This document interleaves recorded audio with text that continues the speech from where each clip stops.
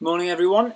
It's just before quarter to 10 on a Friday morning, and today, after yesterday's attempt running on Zwift, we're going to try doing a marathon on Zwift on the treadmill today. So this is how to run a marathon on Zwift.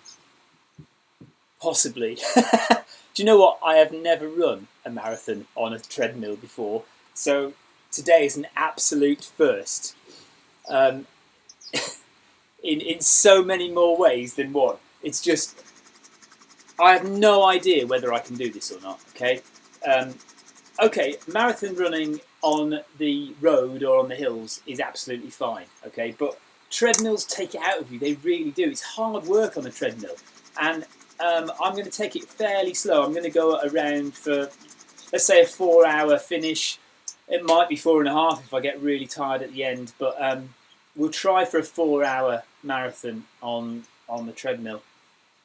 I have to say I am quite nervous about this.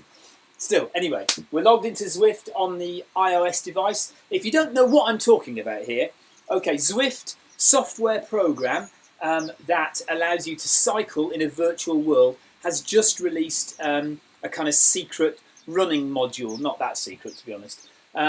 So you can now run in Zwift in a virtual world.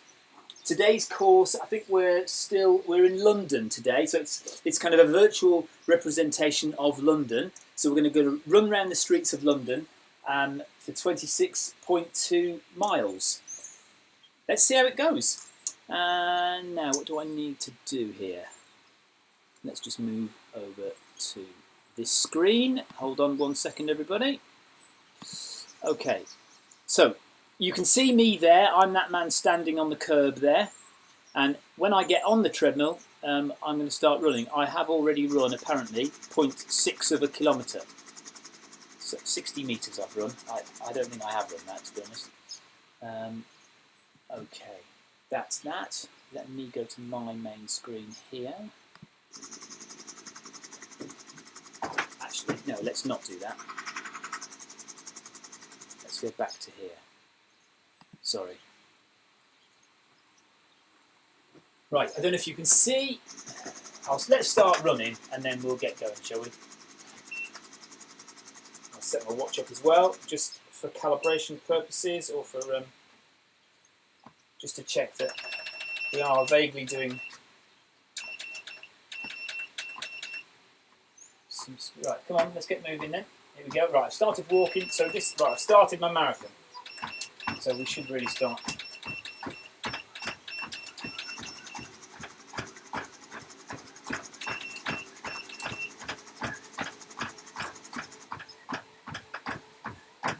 Right, gentle warm-up time.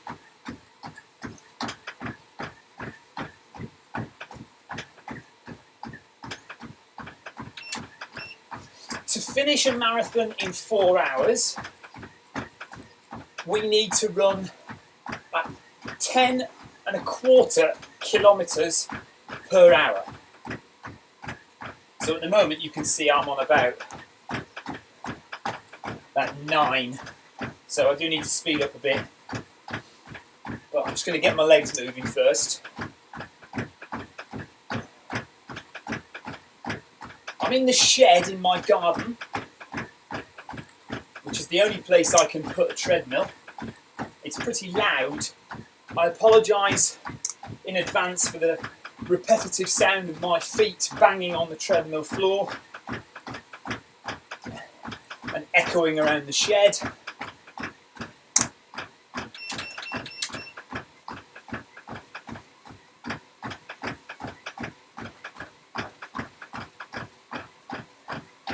Yesterday I said one of the problems with running on Zwift on a treadmill is ideally you need an iPad, or you need to have it on a big screen, because looking at my little iPhone there, it's quite difficult to see numbers on the screen, for example.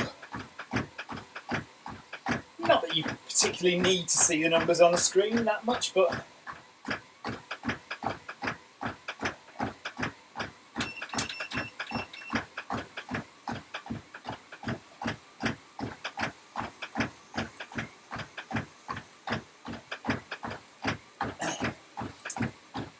So for fueling, 26 miles is a long way. I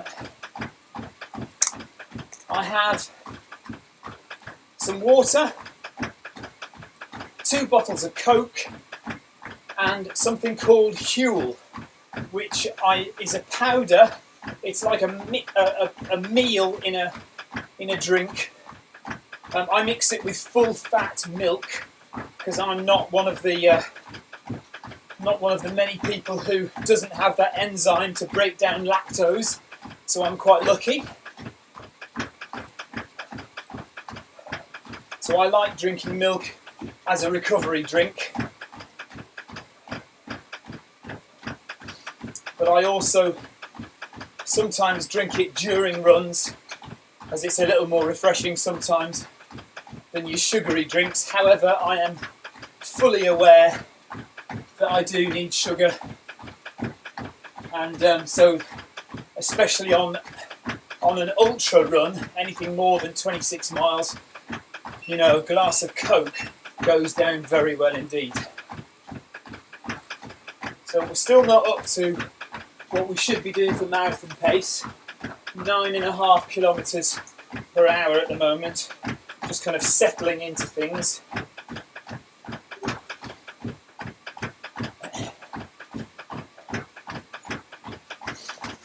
Talking about 26.2 miles, actually I tend to work in kilometres, and I break my marathon down into 4 10k runs and then a little sprint at the end. So a marathon is 42 kilometres. So I consider myself faster if I run 4 10Ks, rather than breaking it down, like, let's say, into 2 half marathons or 2 10-milers and then a 6-miler. I think if you have in your head that you're going to run a 10k, you do that faster, and then you do another 10k, and then another one, and then a final 10k, and then it's just a 2k sprint to the end. Sounds easy, doesn't it?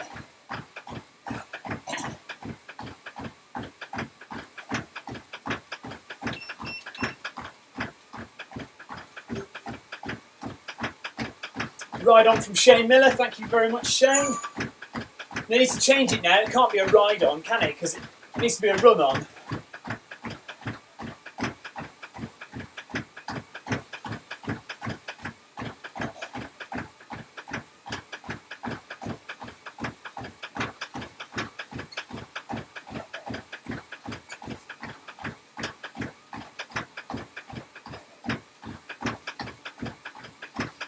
So yeah, I was talking about my Huel there. So it's Huel, Huel. Comes in a powder. It's like protein. It's everything really. They say that it's everything you need for the day. So I find it very useful. I recently ran an ultra race called the Wendover Woods 50, organised by CenturionRunning.com. Here in the UK, near Aylesbury, just north of London, and it was 50 miles in 5 10-mile loops. And after each 10-mile loop, I basically took a good few swigs of Huel, and that actually kept me fueled for the whole run. And I hardly had anything else really. Didn't really have an awful lot of Coke. There were no aid stations. Oh no, tell a lie, there was one aid station 5 miles through. Right, that's the first kilometre done in 6 minutes and 31 seconds. So we're going a bit slow really for a 4-hour finish, so we need to speed up a bit. But it's good to just ease yourself into it. First rule of marathon running, don't go off too fast. My second rule of marathon running even pace throughout. So, as I said, for a marathon, I need to be running 10.25 kilometres per hour if I'm going to finish in 4 hours. That's what we're aiming for today, a 4-hour finish. But having never run a marathon on a treadmill, I've no idea whether I'm going to, get to 2 hours and just be completely wrecked. Remember, in a real marathon, there are aid stations, and you can kind of stop and take 2 minutes to just recover. I mean, I suppose I could just jump off the treadmill here and stop. So I may well do that if I get really shattered.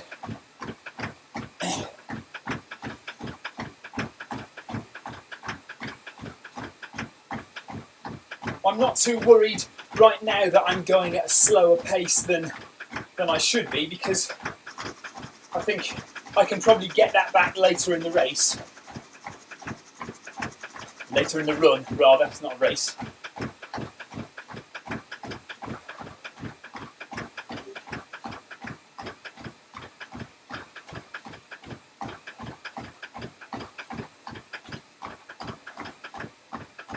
If you're interested in running on Zwift, all you need actually is a compatible foot pod.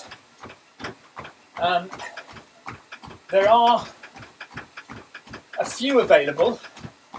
I have had one problem. I did buy one that said it was Bluetooth Smart compatible, but it didn't work at all. It was terrible. So I'm now using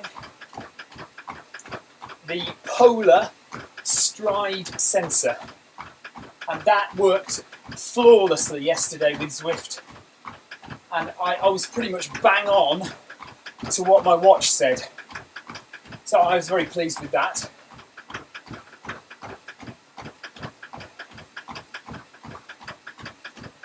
Good to use a heart rate monitor as well if you can, but it's not essential. It may become mandatory when you start getting races organised on Zwift, running races, as you do with cycling. In cycling, in category A, and I think sometimes category B, it is mandatory to wear a heart rate monitor, because there are one or two folk who like to try and game the system and cheat, really. But if you wear a heart rate monitor, you can tell the real effort that somebody's putting in by the numbers their heart rate monitor is giving out. So if I was banging off the front of an A category cycling race and my heart rate was 136 as it is now, you might question. But if it was 180 or 190 or even 200 for some people, then that shows that they're really making an effort.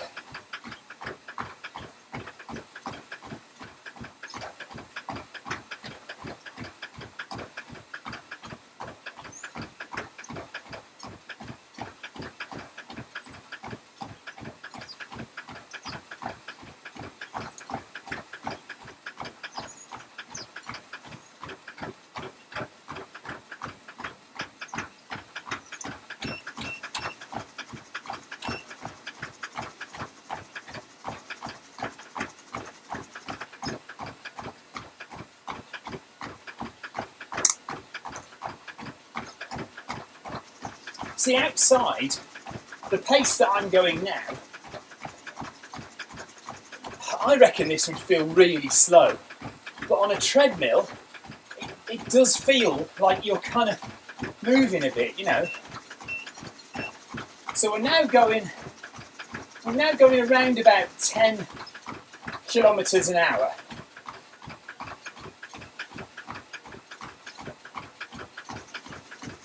So what I'll do is I think I'll keep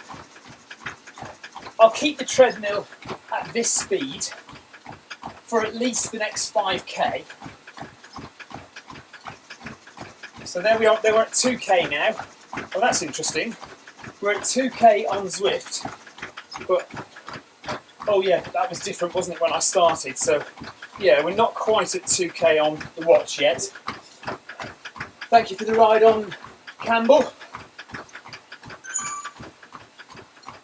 And also, somebody else is giving me a ride under, I can't see, sorry.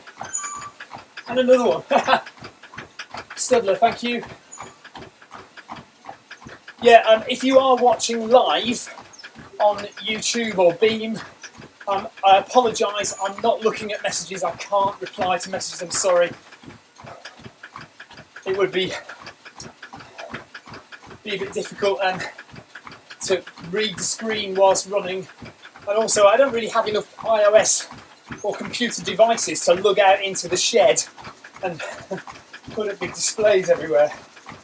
Maybe we'll get more advanced in the future. Right, now it says we're going at 10.6 kilometres an hour. So, I don't know. We'll keep it here for a bit. Guys, if you are watching live, honestly, I'm not expecting you to stay around for the full 4 hours or 4.5, whatever it takes me. But thanks for watching anyway.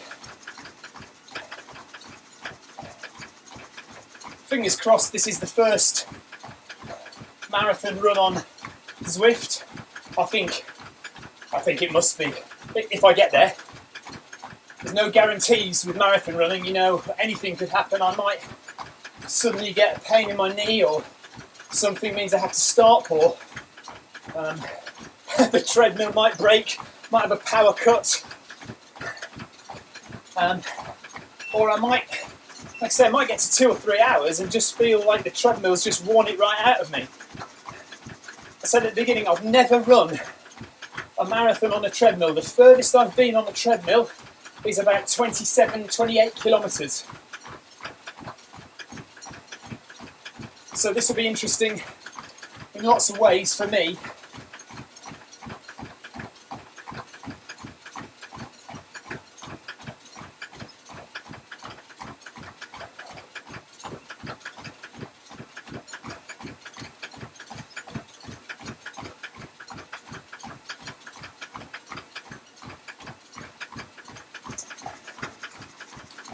In terms of fueling again, I tend to try and run the first 10 miles or so with not very much at all.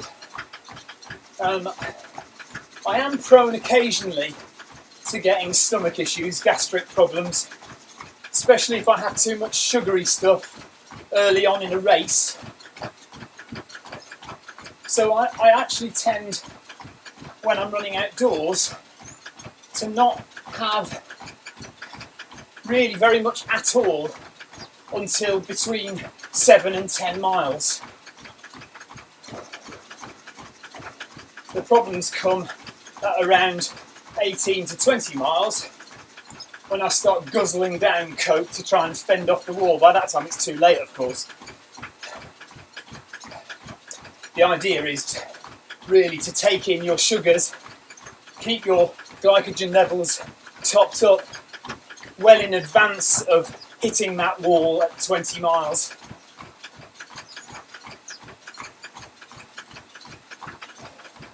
It's amazing how many people don't really understand what the wall is, what bonking is.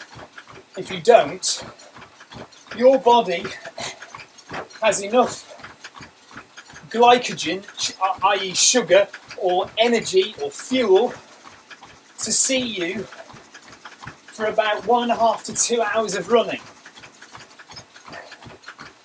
Now, for many people that gets them to around about 17, 18, 19, 20 miles in a marathon. Maybe, you know, you could last 2.5 hours with the glycogen that you have stored in your body. But generally, in a marathon, runners will reach about 18 miles and they will hit what's called the wall. or they will bonk, B-O-N-K. And all that means is that your body has literally run out of energy, has no more glycogen stores left. And so your body turns from burning sugar and glycogen as energy to burning fat. Now the oxidization process to start burning fat as fuel is a lot slower than burning glycogen as fuel. So that's why you feel this kind of slowing down, this whole energy depletion. What some people do, and what I've tried to do over the last few years, is to encourage my body to learn to burn fat more efficiently as its primary fuel source.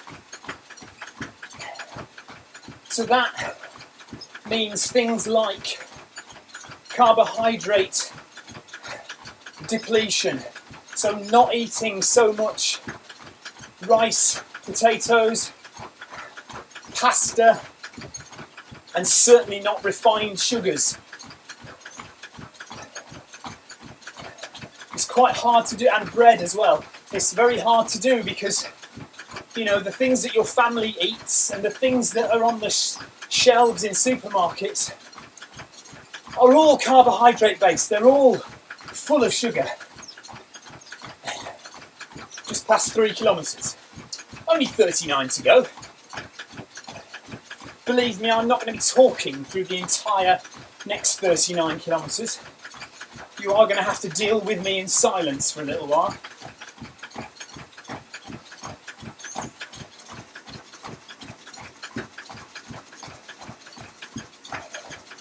So yes,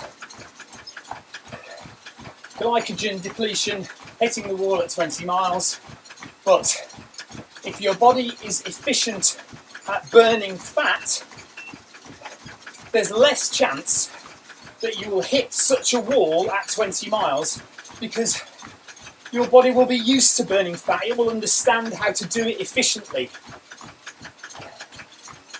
Teaching your body can be hard, especially going on long runs, 10 to 13 miles with no food. Running on empty, they call it. Best done before breakfast on a Sunday morning. But that will help in the long term.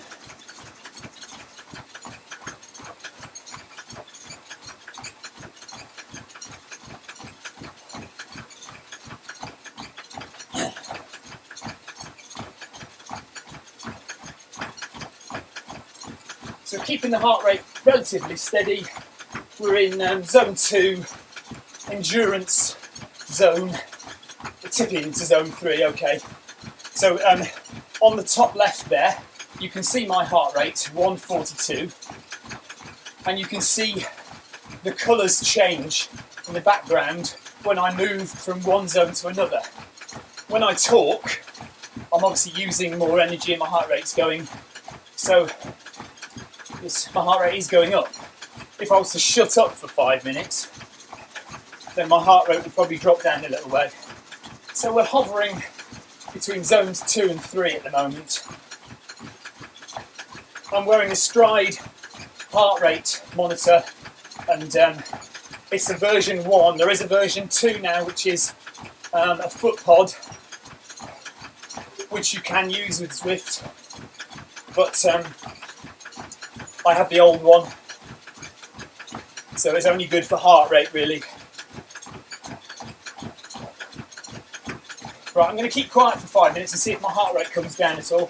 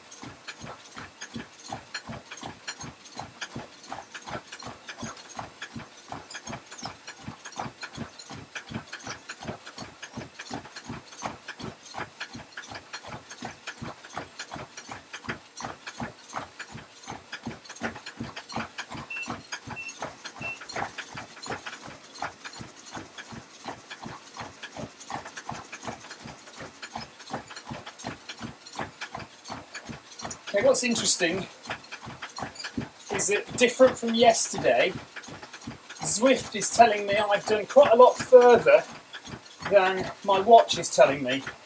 My watch has just ticked over to 4 kilometres. Zwift's already saying I've done 4 kilometres and another 100 metres or so. So that's not as accurate as it was yesterday.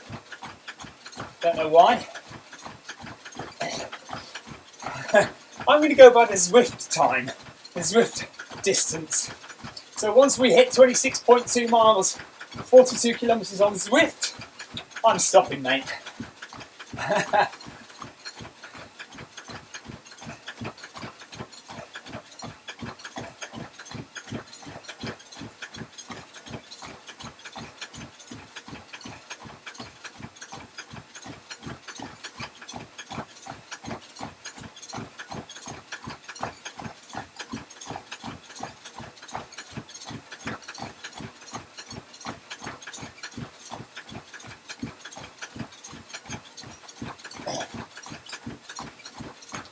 If you have done any running on Zwift, you'll know there's a 60-minute timer.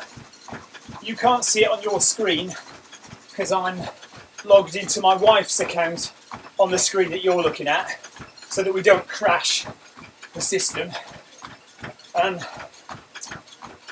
Yesterday's run, I wanted to test out what would happen when the 60-minute timer was up, and absolutely nothing happens. Basically, we think it's just Zwift telling us that 60-minute workout is pretty good.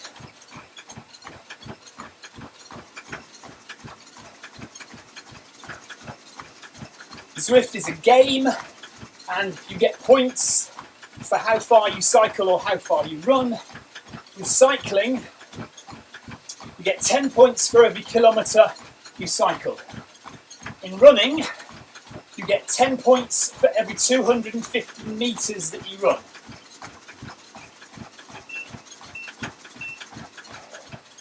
So I get 40 points per kilometre for running.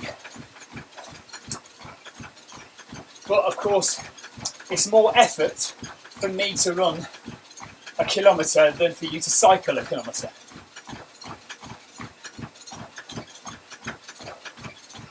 But you never know, I might level up. I'm on level 20 at the moment. I've been on Zwift forever and I'm still only on level 20. I don't cycle way enough. Anyway, I'm about a third the way through of level 20. So perhaps we might level up before the end of the run. I don't know.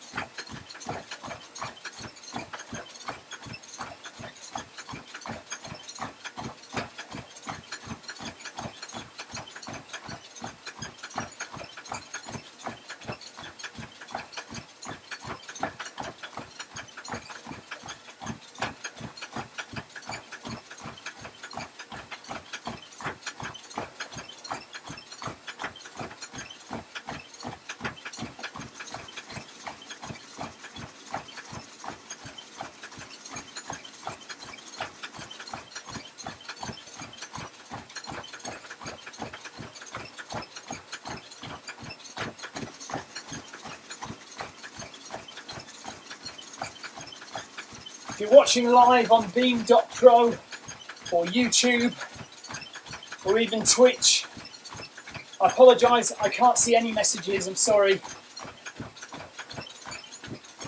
But thanks for the support, thanks for watching.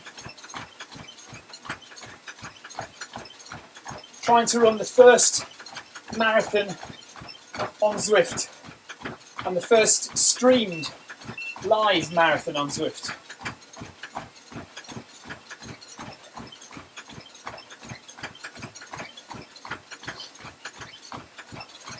If you're watching back on YouTube at a later date, feel free to scroll through. What I might do, if I can be bothered, at the end is go through and just kind of mark times when I'm talking or trying to say stuff that's vaguely informative or interesting. So you can just click on those bits and jump straight to them. I'm not promising I'll do that, by the way. That just might happen, okay?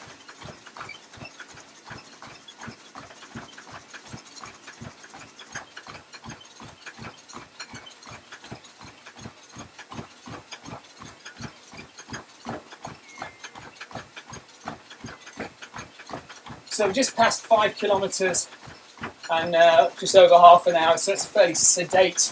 You know, if I was outdoors, that's a pretty sedate 5k, to be perfectly honest with you. But in here on the treadmill, do you know what? I don't feel like I want to be going much faster than this for 42k. That's just ticked over to 5k now. So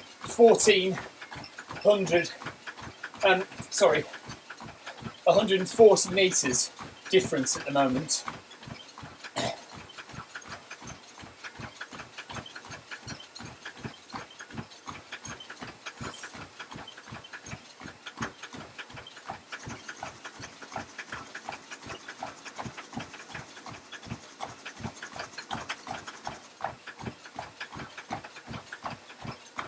Although interestingly, actually, do you know what? I think this watch is taking cadence from the watch. It should be taking cadence from my Garmin FootPod, but it's not. So that might be the issue. So actually, I am more inclined to trust Zwift than I am my own watch, because it's not, you know, cadence from your arm is not good. Cadence from the foot is where it should come. But for some reason it's not linked to my FootPod, which is a bit annoying.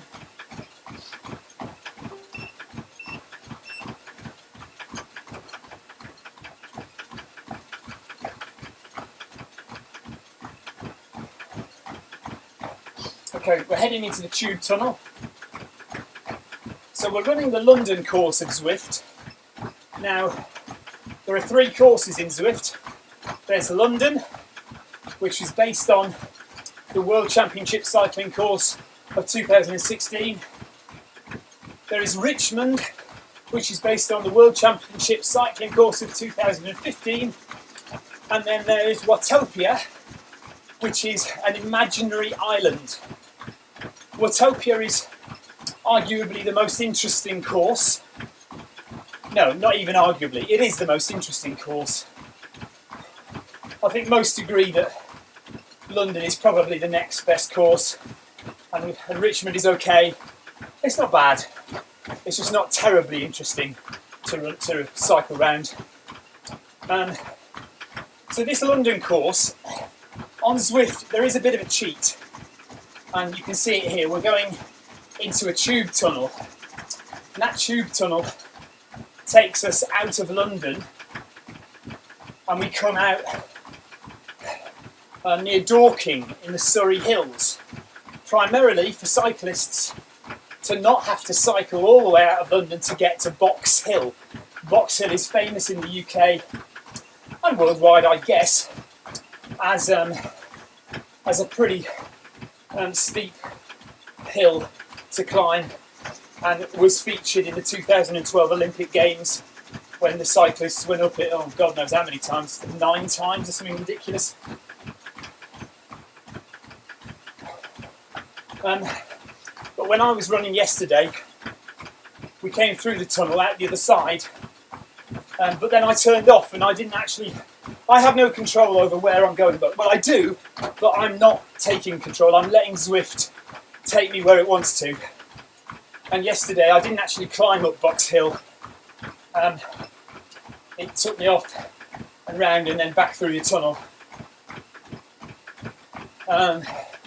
But I am not doing inclines on my treadmill. I'm leaving it flat. Too much like hard work to keep pressing incline and stuff like that. So Just keep the route flat.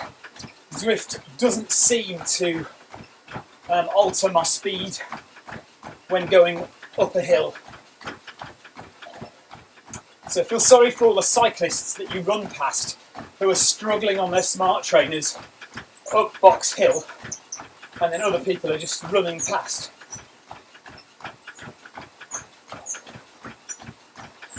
So here we are coming out the tunnel.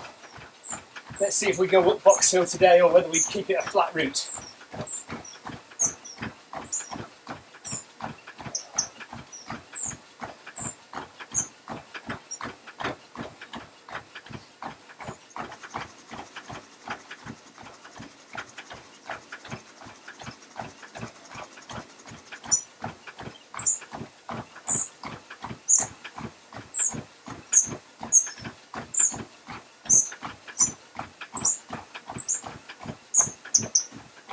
Ooh, ow!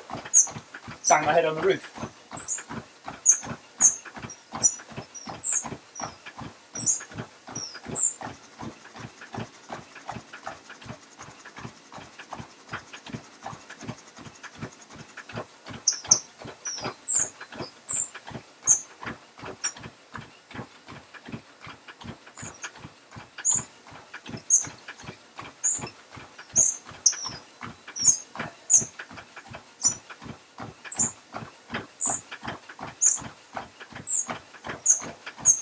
Heart rate's not bad, 138, keeping it steady.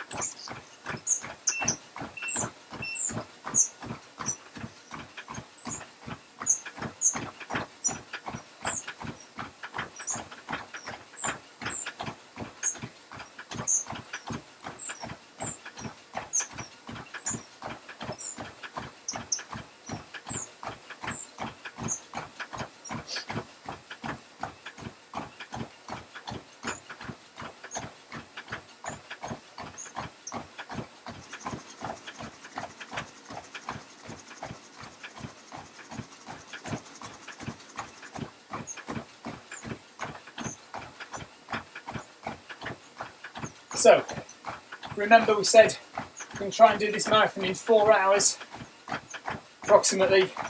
So we need to get to 10.25 kilometres in an hour.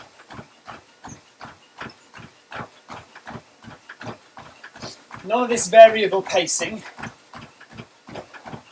Run a marathon on a flat road, you want to do every single kilometre around about the same pace. Don't speed up or slow down. Apart from maybe the first 1 or 2 kilometres when you warm into it. You want to keep every kilometre about the same. That's fairly easy on a treadmill, isn't it? Because, you know, that's what a treadmill does. But out on the road, it requires a lot of discipline. The tendency is to run the first half too fast and then get tired and slow down in the second half. Some people like to do negative splits, so they do the first half at one pace and then try and speed up a little bit in the second half. You know, not a massive negative split, but just, you know, and that's fine. But I do like even numbers, and if I can do a marathon, so when I see my splits in Strava, they're all in a, that blue line is all in a line, nice and straight. I like that.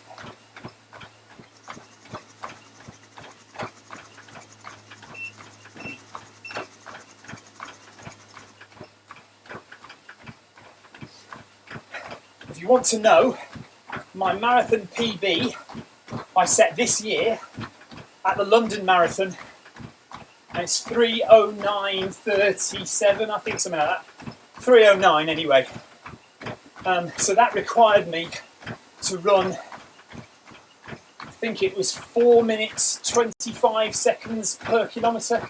Was it 4 minutes 30? I don't recall, you can do the maths. I was around about 4:25 per kilometre for 42 kilometres. And I think it was fairly stable all the way through.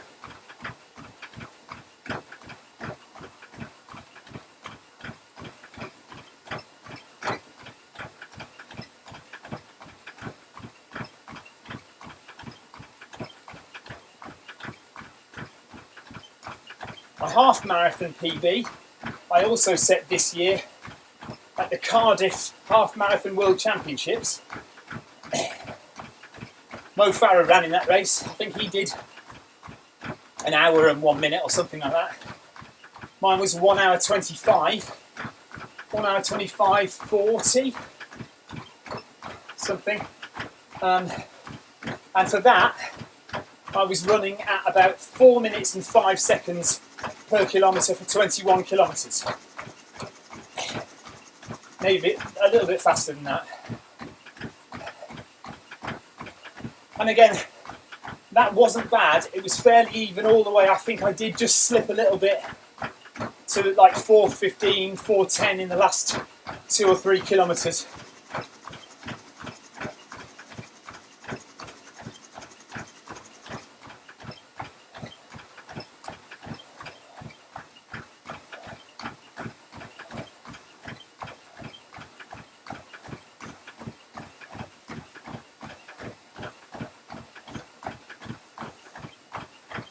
We're back in the tunnel again, I see. What I'm noticing actually is I'm not looking at myself on the screen very much, and I think that's because it's so small. And I've opened the door in front of me to get more light in, which means I've moved the iPhone over to the right a little bit, so it's kind of not in my direct field of vision. I have to actually turn to look at it, and that's not so good. I really need a massive big screen in front of me, don't I? That's what I need.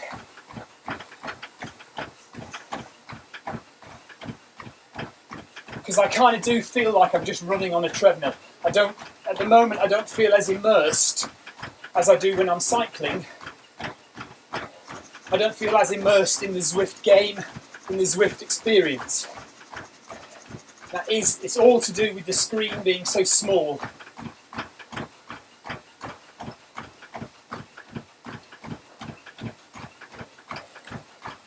Okay, heart rate is creeping a little, so just chill out a bit.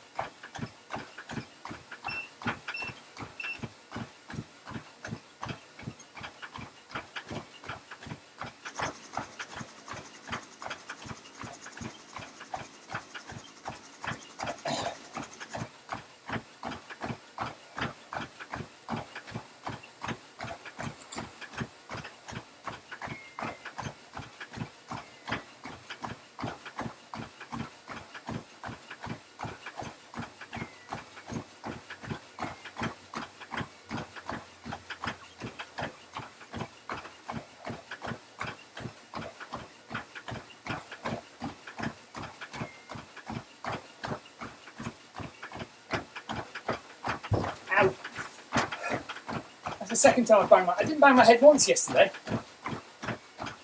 I think that's without me bending down to try and look at the screen and then bobbing up again towards the right hand side of the treadmill, banging my head on the roof.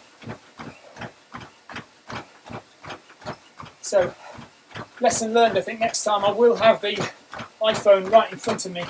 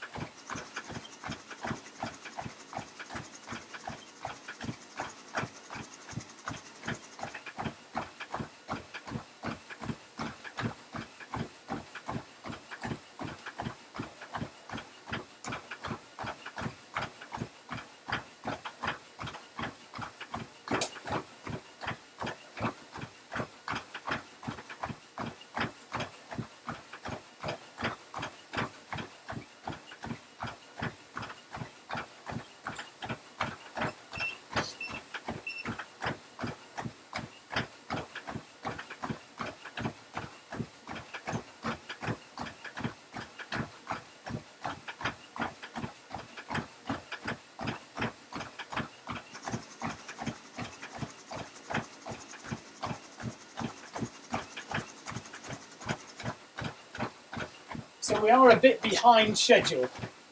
8 kilometres done in 48.5 minutes. So we're not gonna hit 10k in an hour. So we need to make up that time later on if we're going to do it in 4 hours, or we just accept that we're not going to do it in 4 hours. I'm quite happy going at this pace. I don't want to go any faster at the moment.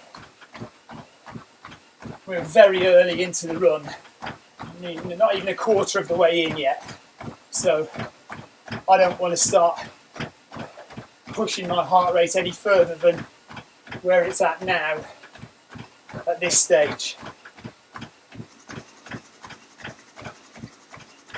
It's all very well doing 3:09 on the streets of London in real life, but I'm not that fit at the moment anyway.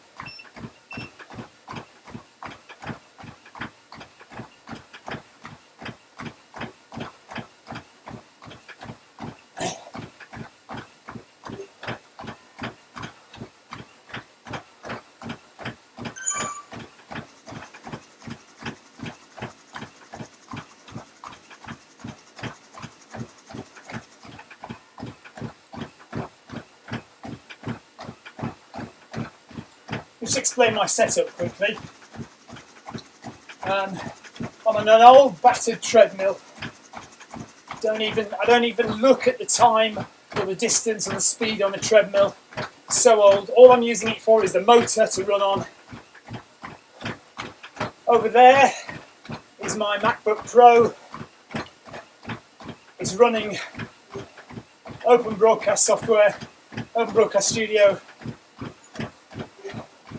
and Zwift, and I am logged into my wife's Zwift account and following me on her account, which is what you're looking at. And then over here I have my iPhone. It's attached to the window with one of those car mounts, and that's running Zwift iOS and using the little hack to get to the running module. If you don't know what the little hack is,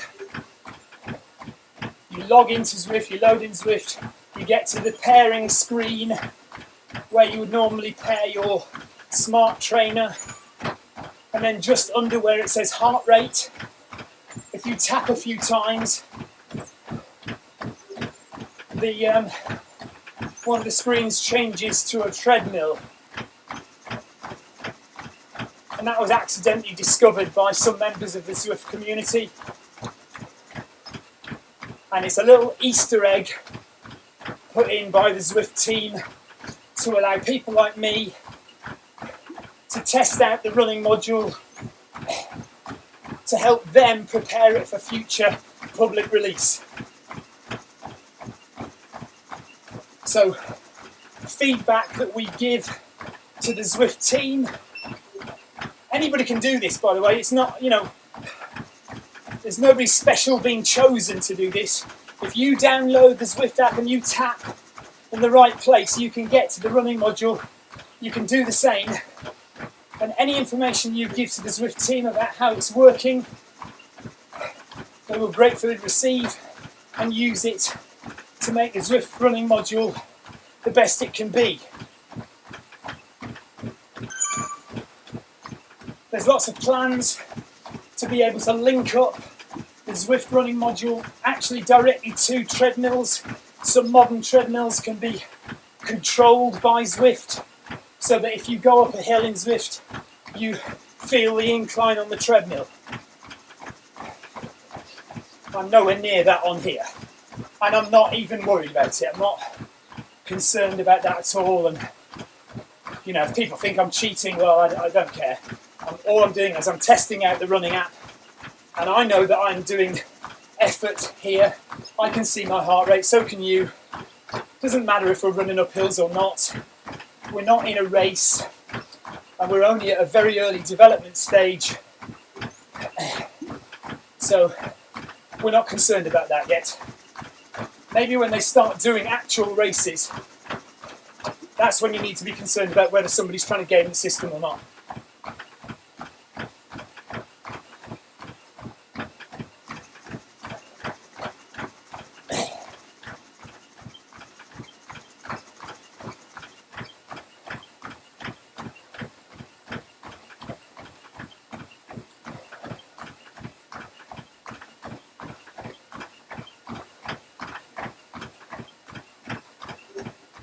Just up here, just out of shot for you, I think, I've brought in my Powerline Wi-Fi module to plug in, so that I've definitely got Wi-Fi in the shed. I didn't want to risk it being in there.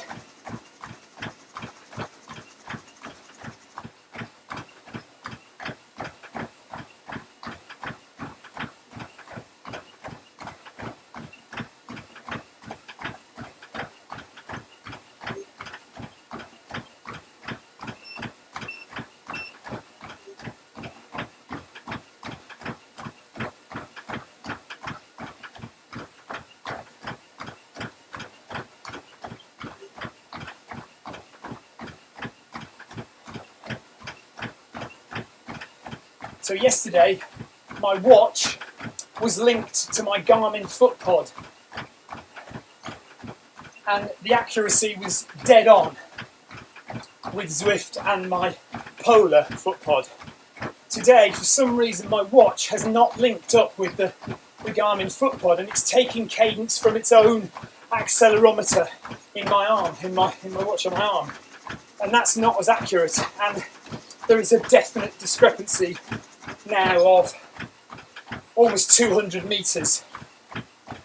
200 meters. It's quite a long way. Time is 56:40, 56:50 on here. Oh, 55, 56. Oh, so actually, there's a bit of a time difference as well. I know I didn't start at exactly the same time,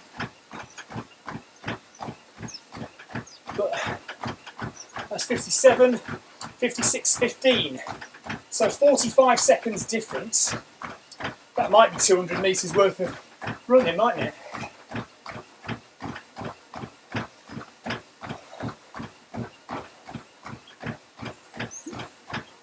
And Zwift did start on 0.6, 60 meters, so it's not too bad, but it's definitely nowhere near as accurate as it was yesterday.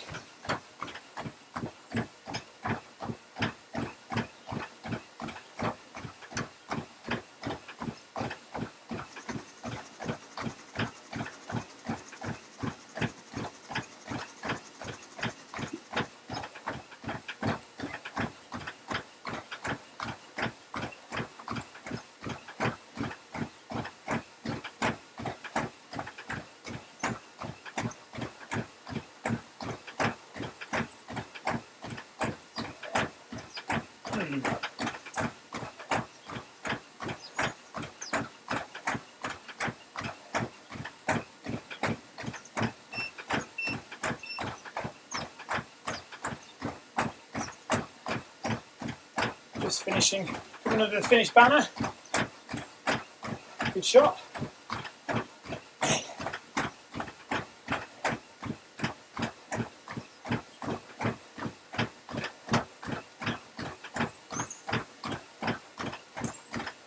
Interesting that on my Zwift iOS device I can see night time, whereas on my wife's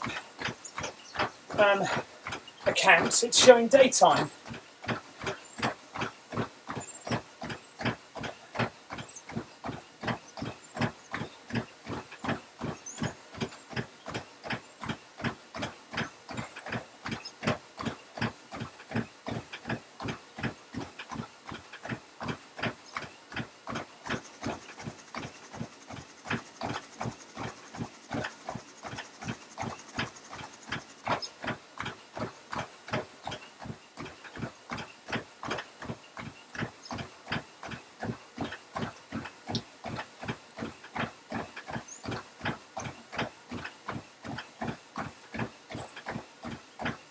We're just going to hit dead on 10k, aren't we, on an hour?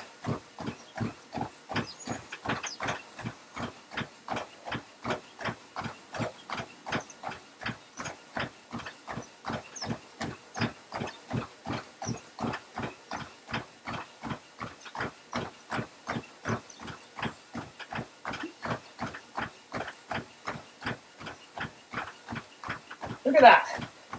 Exactly 1 hour, exactly 10k. How good is that? Although technically it should have been 10k and 250 meters. 10.25k is what we need to be doing in an hour. I think I am actually going a bit fast again now.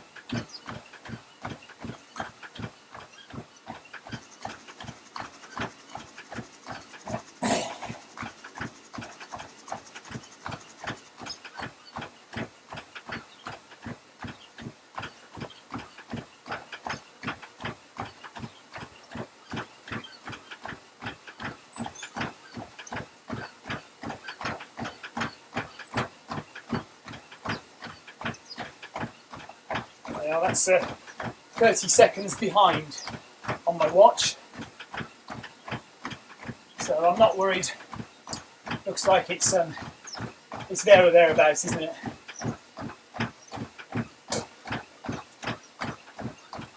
So we're a quarter of the way through. We have, thank you for the ride on, Gray from the States. We've done 10.3k in an hour and a minute, hour and 2 minutes.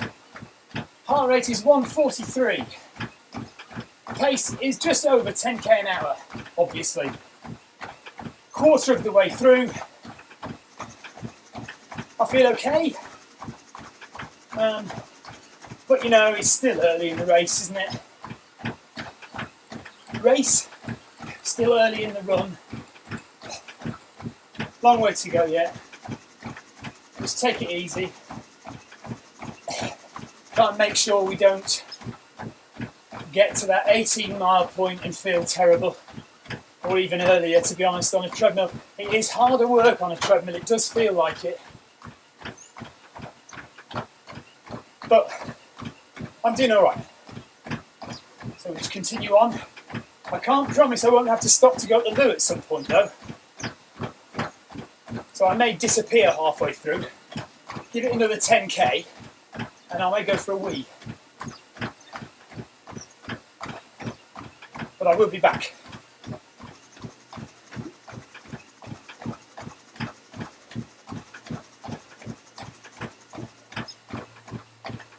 Hands up if you have weed in your shorts whilst cycling or running.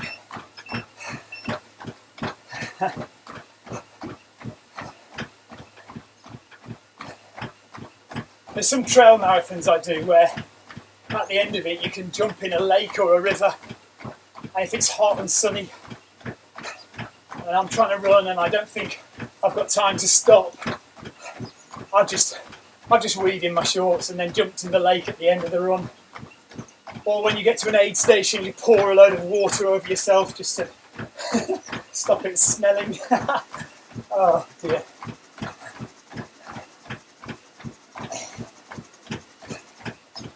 That's not the worst. There are some gruesome photographs on Google if you search guys who've just been pounding out marathons and then their bowels have just gone and it's gone everywhere.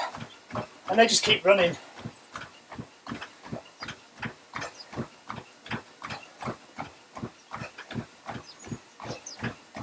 Nice conversation for Friday morning.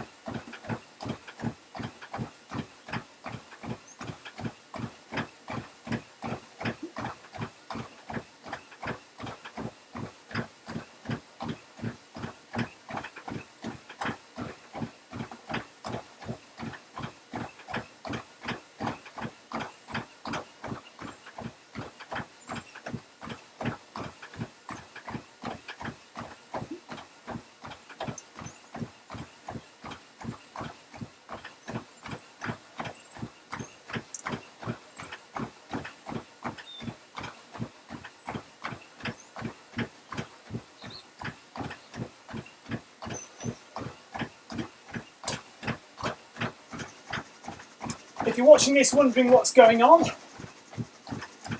my name's Stephen. I run a website called filmmyrun.com, and I take my camera out with me when I run across the hills or on road marathons, ultras, triathlons as well, and I take my camera with me and I film what I do and I put it up on YouTube. You can go to the Film My Run channel on YouTube. It's youtube.com/Film My Run, or is it user/Film My Run? I don't know. Search Film My Run on YouTube. And you'll find all my races. Not all of them, I don't film every one. And then couple of years ago when Zwift started up, I decided I'd quite like to get into that because it would help me with cycling training for triathlon. I'm not a very good cyclist, so I bought myself a smart trainer and logged into Zwift for the first time in March 2015, or February even. User 3000 and something I think I am. And I've been riding on Zwift ever since, with some breaks for the summer. Last summer this summer I hardly cycled at all on Zwift, but I've really got back into it since September.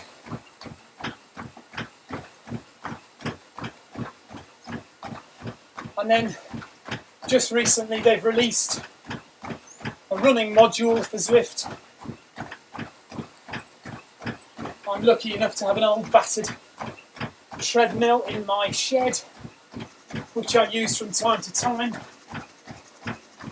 Sometimes when you've got kids and the wife's out, you can't leave the house, so the treadmill is handy sometimes. So now I cycle on Zwift and I run on Zwift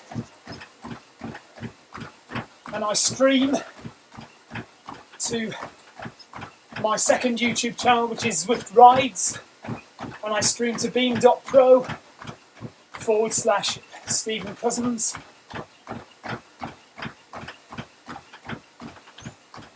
And streaming's a really big thing on Zwift.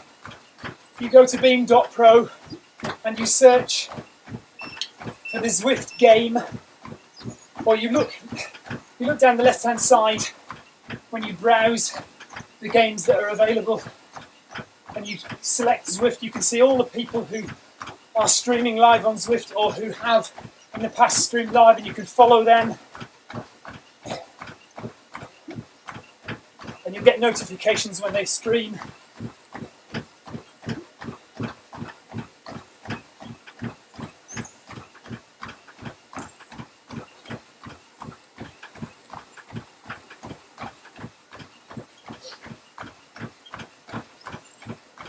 Go and follow Nathan Guerra from Vision Cycling. He does a lot of commentary on Zwift and he's a good cyclist, a good mountain bike rider as well. Good. Very good. Go and follow Ziskana. She's fun. She's not a fast cyclist, but she enjoys what she does. So she's encouraging women to get onto Zwift and cycle and not worry about, racing with the A category racers. She's like me, she's a C or a D category racer.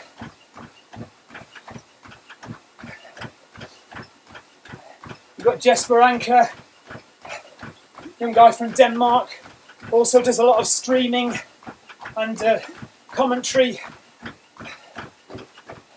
He often uses Nathan Guerra's channel to commentate on races, or he's on his own channel, Cycling Hub TV, on YouTube.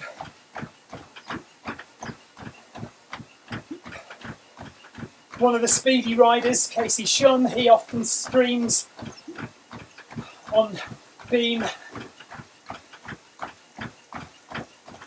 I'm trying to think of others. But anyway, lots of stuff going on with streaming of Zwift at the moment. I'm the only one at the moment that I know who is streaming running, but running is so new that there's not really that many people running, let alone streaming running.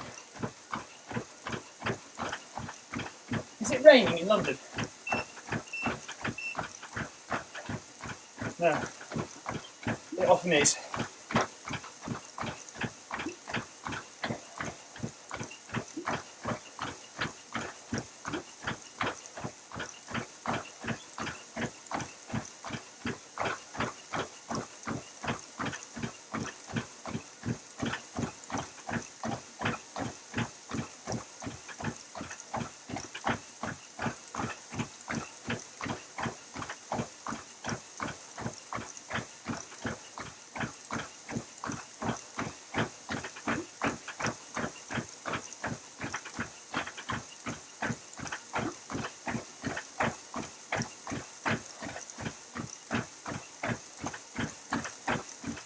12k in an hour and 12 minutes, just under.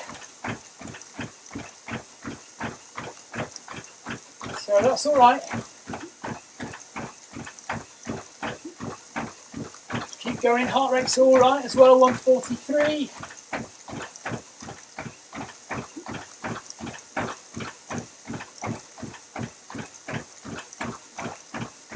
So at this point, I'm very confident that I'll get to at least half marathon stage and feel okay.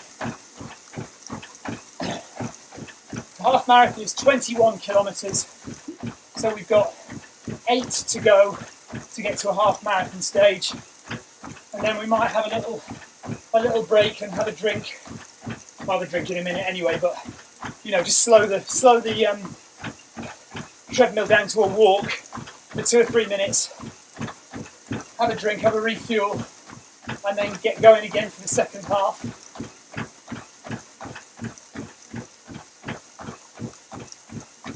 If you've just joined, we're trying to do the first marathon on Zwift, streaming live on beam.pro and YouTube. We're 12 kilometres in, 30 kilometres to go, 18 miles or so, 19 miles.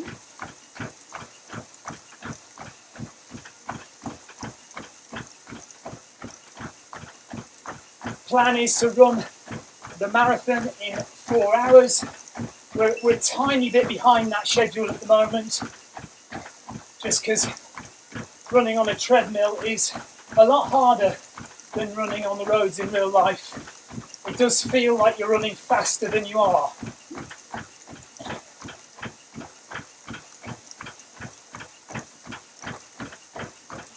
But that said, I'm feeling fine. No injury worries, no pains or niggles. Keep your form good. Head up most of the time, shoulders relaxed. Arms going forward as opposed to across your body. Keep your breathing nice and relaxed.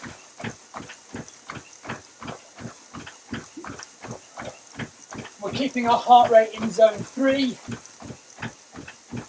There are generally 5 heart rate zones.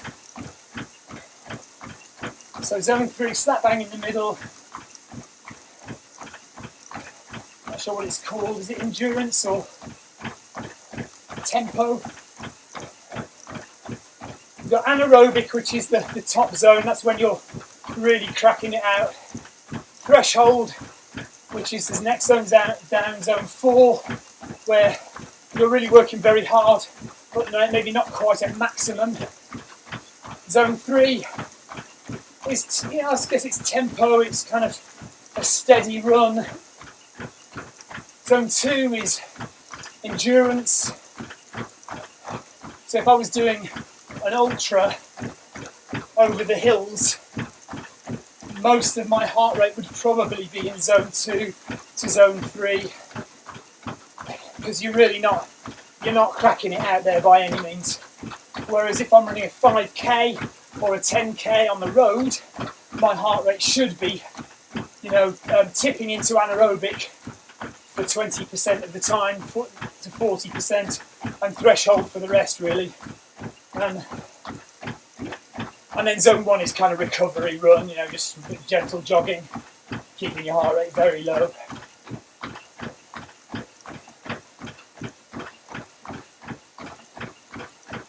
Ideally now I would like to be in the green zone, the one below this. So I am actually working harder than I want to be at this stage, even though I feel okay.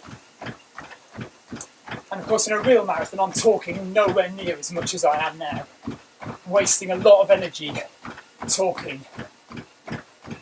So shut up, everyone says, alright? I will.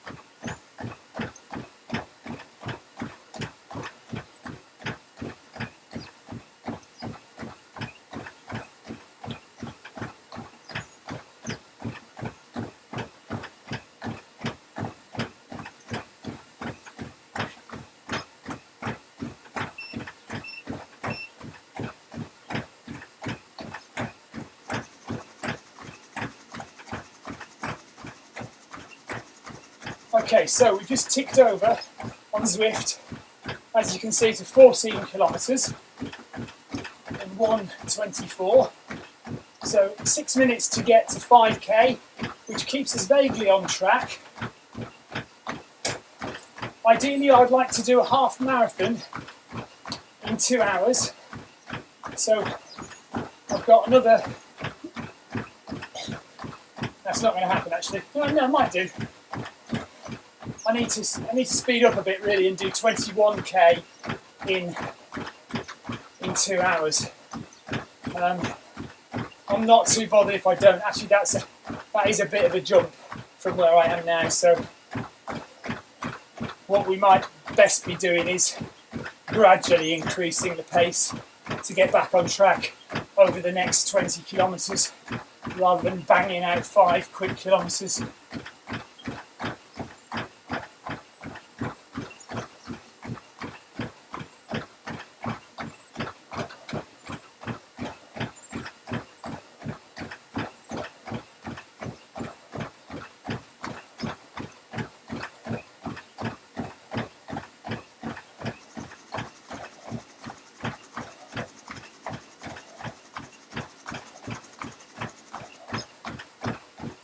Earlier on, I was saying to you that I needed to do 10.25, but you've already shouted at the screen at me probably that I need to do 10.5 kilometres. Like a wally. 42, 2 divided by 4 is half a kilometre. So 10.5 kilometres per hour.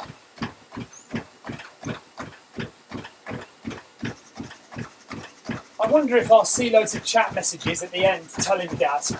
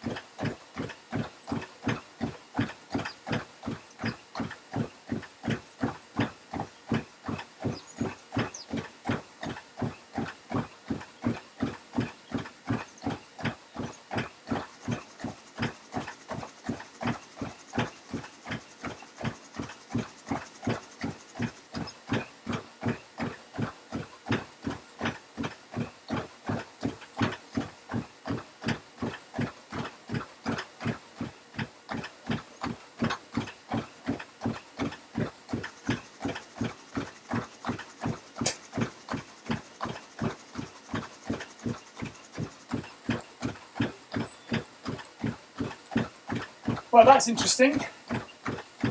They're now locked on again, the watches. So my watch and Zwift have just ticked over to 15 kilometres in pretty much the same time. At the same time, although the watch is saying 1:29 and 1:29:20, 1:30, 04 or something. So 45 seconds difference between the watch and Zwift, but both showing the same distance over that time. So make of that what you will. I'm going to get to 10 miles, which is 16 kilometres, and I'm going to open a bottle of Coke.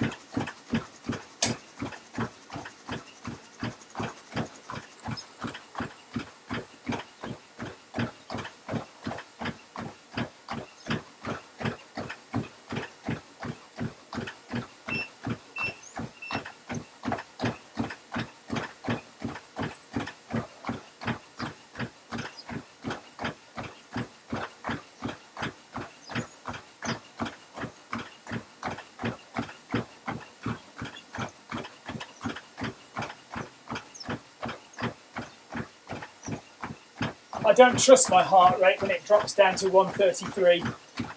I reckon that's just the heart rate monitor slipping off my chest.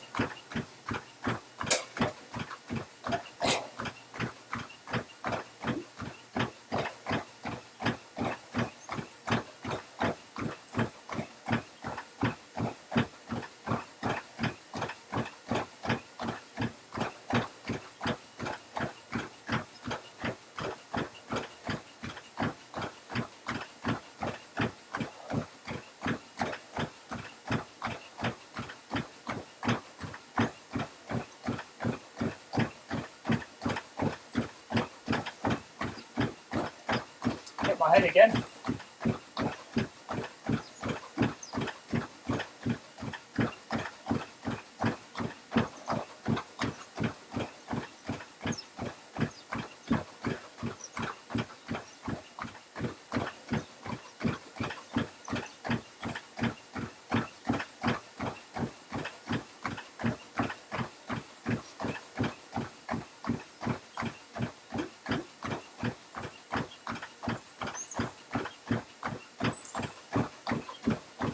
Ten miles on the watch.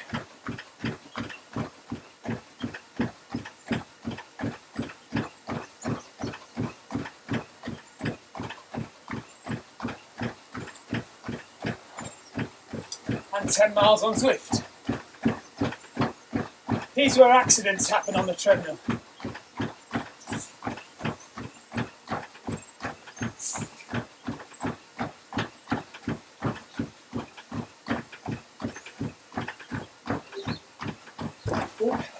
See, it's not a good plan. Should have opened it before.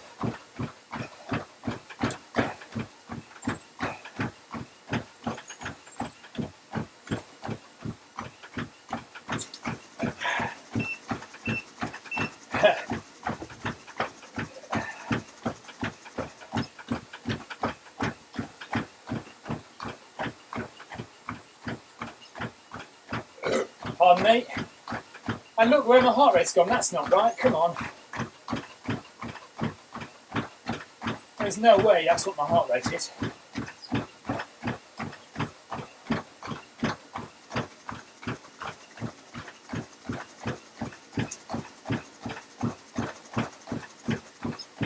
That's more like it.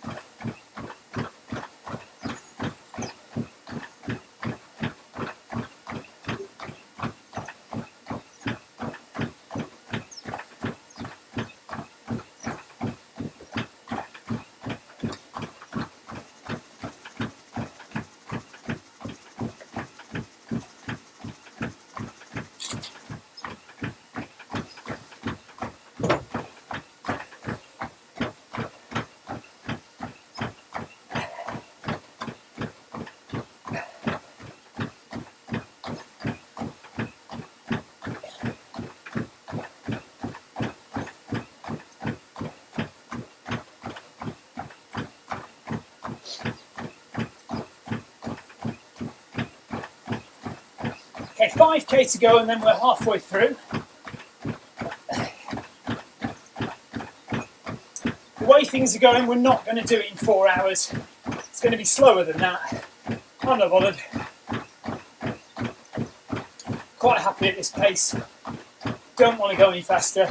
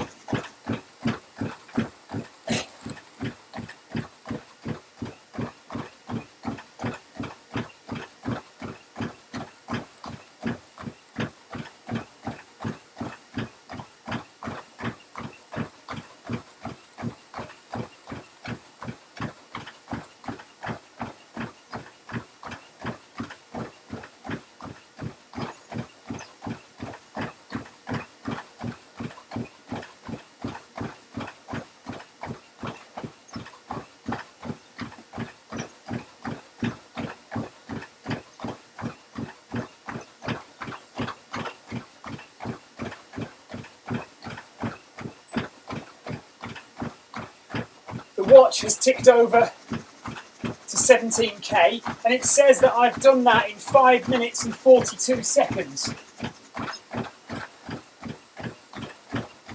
Which really, that is on pace for a 4-hour marathon. But like I said, this is taking cadence from the wrist, and I'm not sure I trust it. Zwift is not at 17k yet.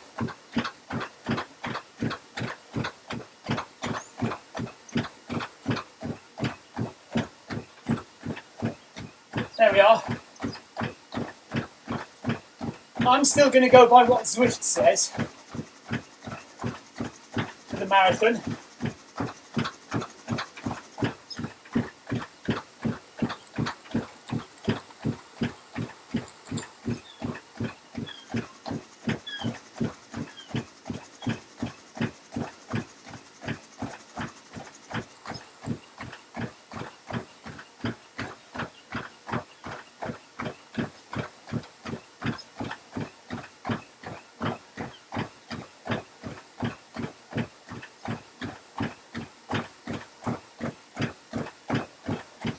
I'm going to wait till 21 kilometres, half marathon, before I have another drink of anything.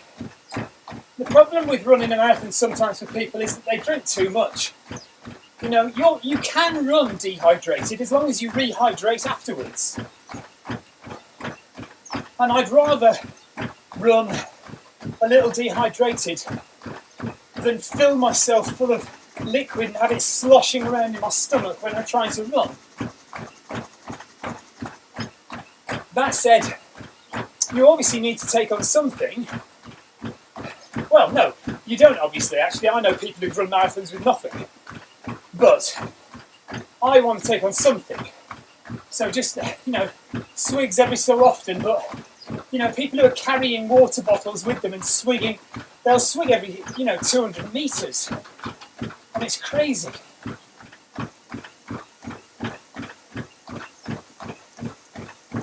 Plus, I want to go to the toilet, so I don't want to drink too much, or my bladder will feel really full. I might have a wee at halfway, I don't know, we'll see.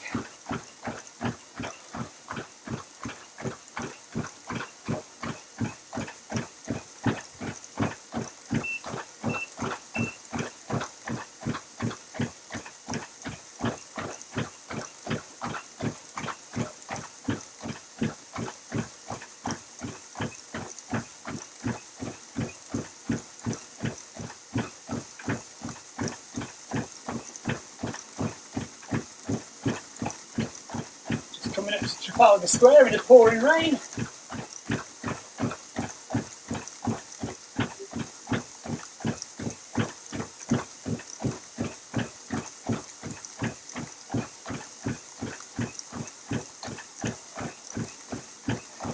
My heart rate's all over the place sometimes, isn't it? What's that doing up there at 154? Come on.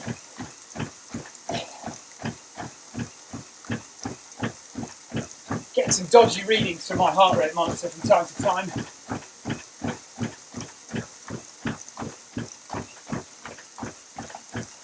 Might not be tight enough on my chest.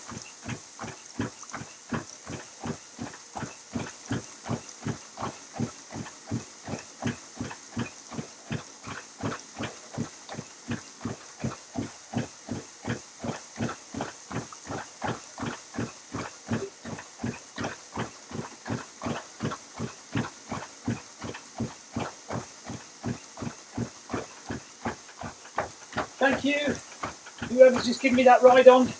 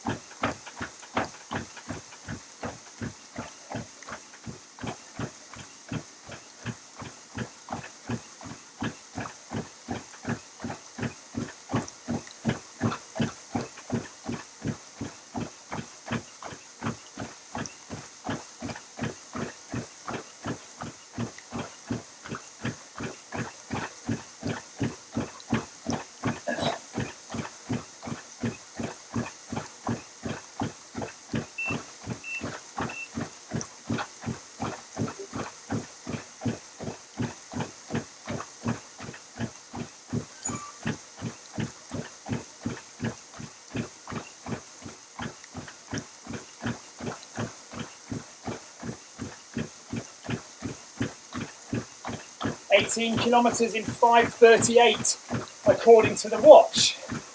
I don't know. Let's tighten the watch up a bit, see if that makes a difference. So it's not bouncing around on my hand so much.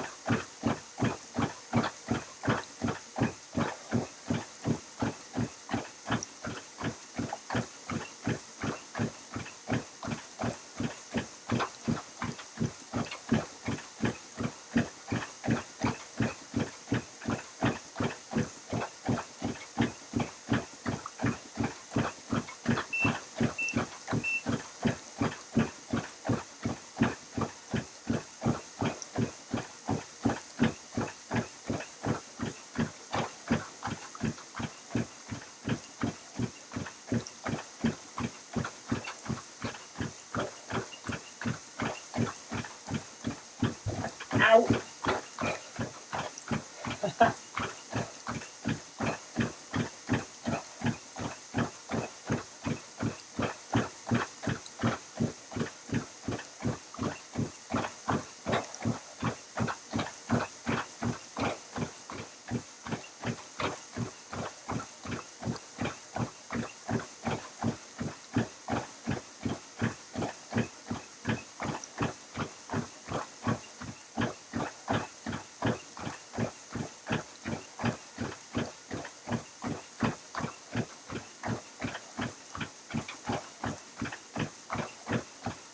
19 kilometres in 5:44 on the watch.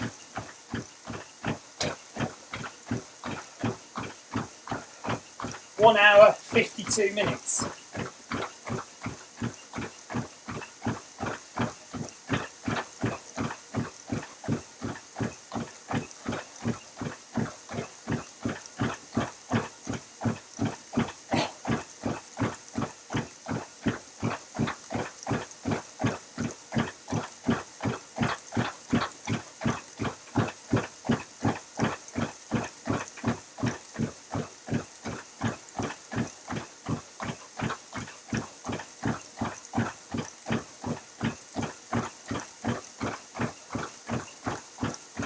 Still not at 19 kilometres on Zwift.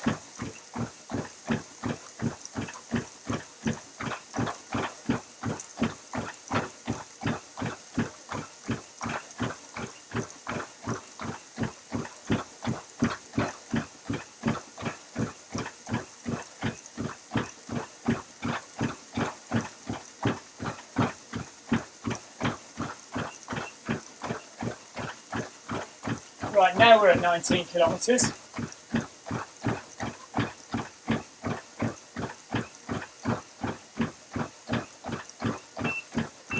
I don't know which one to believe, to be honest.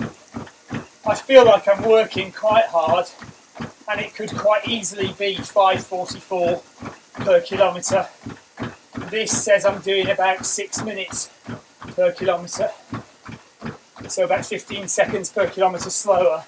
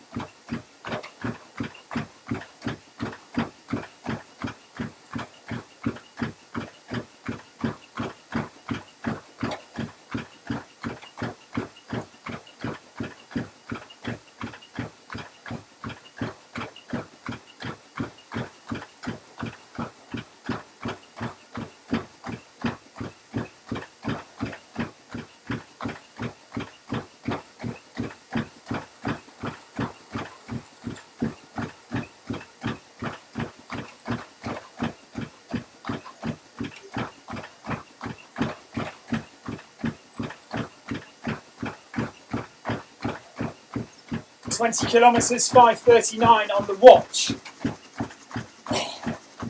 300 metres short on this.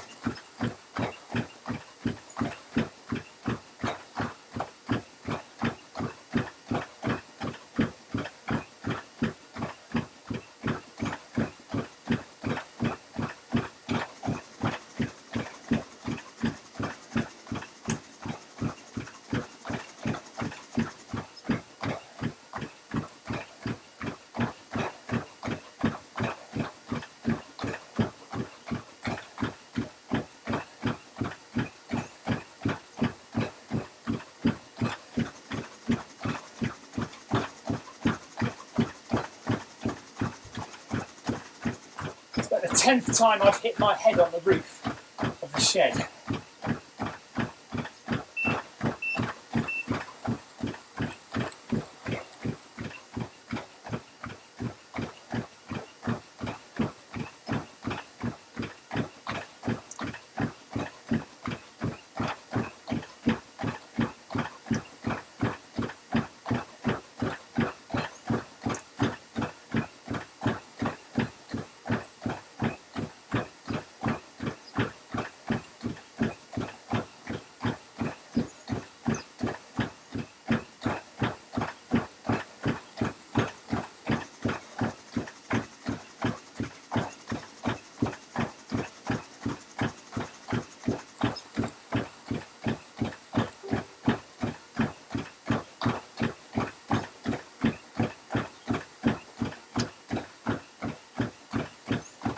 There we are, 20k in 2 hours exactly, according to Zwift. So we're a kilometre behind where I wanted to be, so that's about 6 minutes. So the way things are going, I'm going to have to get another 2 kilometres, so it's going to be 4:15, 4:12 if I keep up this pace. But I am going to slow down in a minute because I won't have a drink without spilling it everywhere. So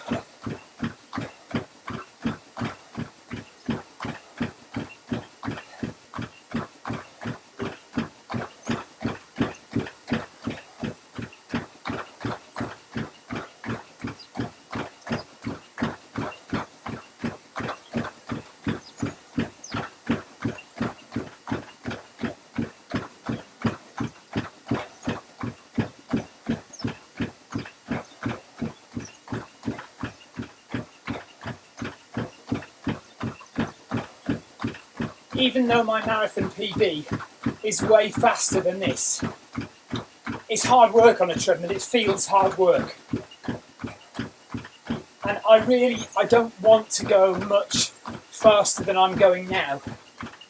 We're not halfway through yet, in terms of distance. So, I think if I ran any faster than this, I would start to get fatigued. And I don't want to be fatigued at the end, really. I just want to be comfortable.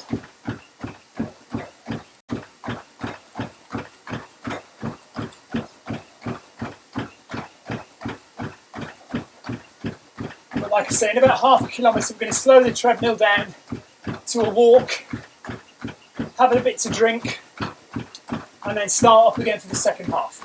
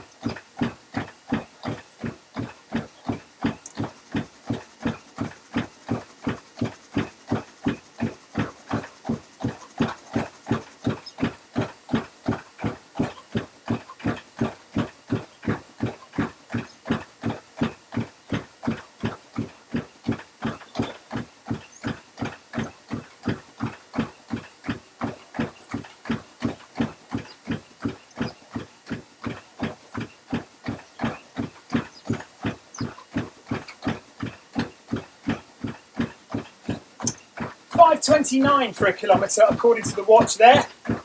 2 hours and 2 minutes. No, 2 hours and 3 minutes just for 21k, half a marathon. Way off it here. 20.64 kilometres in 2:04.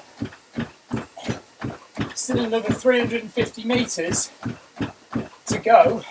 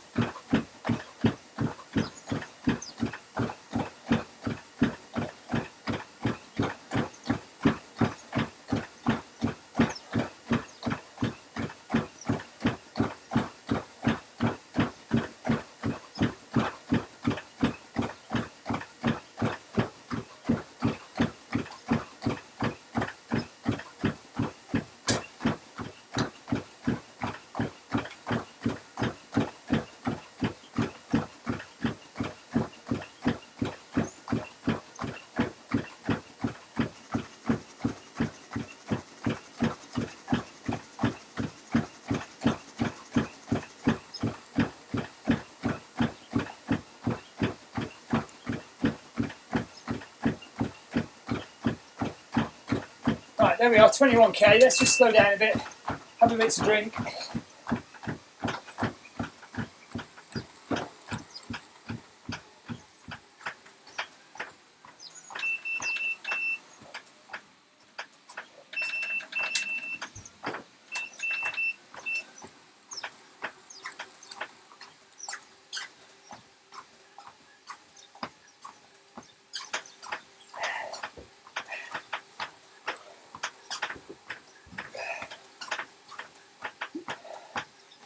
Oh.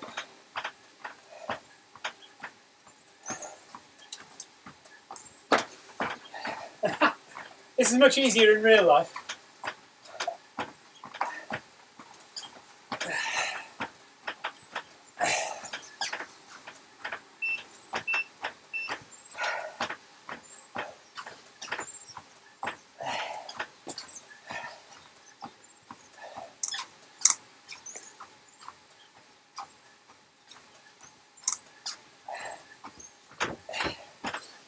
And a bit of shake and then we'll get going again. Pardon me. Ah! Now hang on a minute. What's going on here? I know that is slowing down. But that's a bit strange because it kind of looks like... See, I'm going dead slow here, but that's not right, is it? Look. It's not slowing down enough, is it?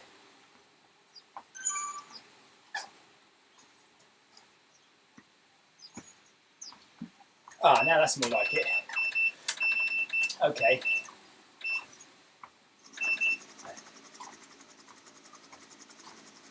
Yeah.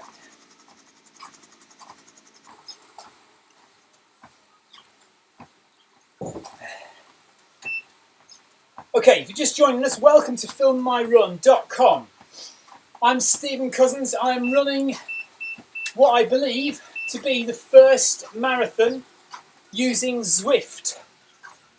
Zwift is software that you can use to run on a treadmill or cycle on an indoor trainer, and you can use it when it's too wet or cold or horrible outside. You run in a virtual world. Today we're running around a virtual recreation of the London Cycling World Championship course of 2016. So all the landmarks are there in virtual reality. All the people who you see with me, the cyclists whizzing past me, they're all real people. They are all on their trainers in their bedrooms or their kitchens or their garages, cycling away. It's real efforts they're making. They are actually really cycling. And as you can see, I am really running, although I'm walking at the moment. So halfway through the marathon, it's going to take, well, it looks like it's going to take about 4 hours and 20 minutes now. But we're not really bothered about time. We're kind of just experimenting, and it's just, you know, trying to do the first marathon. So we've done 21.5 kilometres in 2 hours and 10 minutes or so.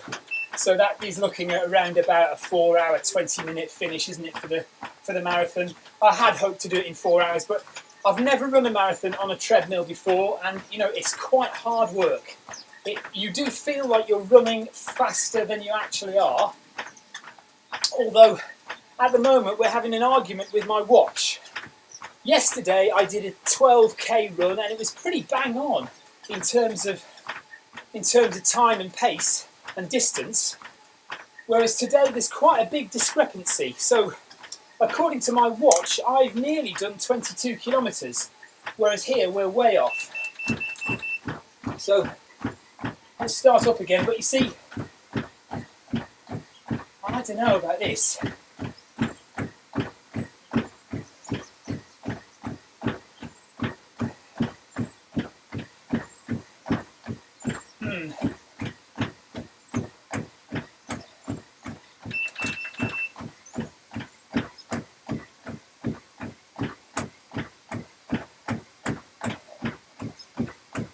I'm using a Bluetooth foot pod.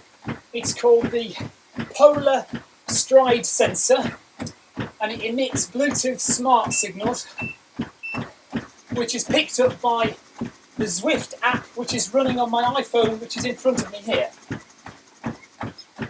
You're watching my broadcast from my MacBook, which is running Zwift logged into my wife's account, and my wife is following me. At least I think she is. Yeah, that's me. Running past the park on the left.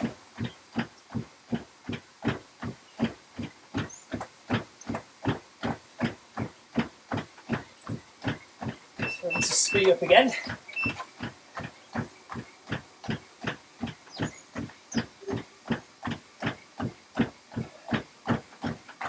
Thank you, Hart, for your ride on.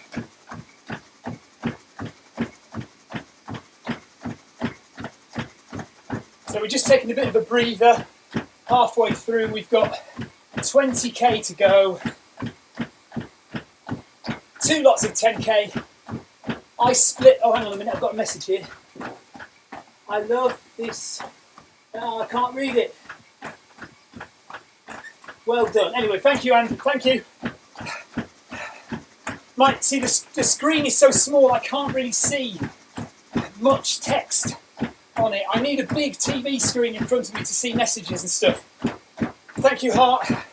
I did see something.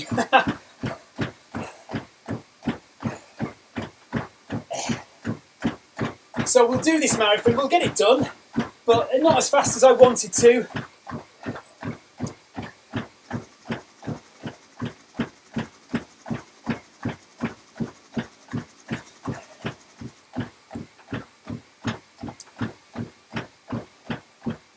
Just do a kilometre or so at a sedate pace, and then we'll pick it up again.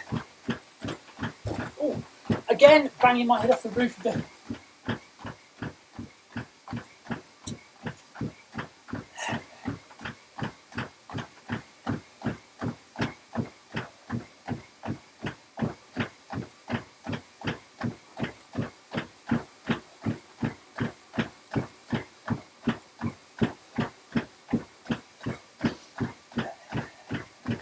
maybe just for today I could have moved the treadmill into the middle of the shed, couldn't I? But I didn't really think of that.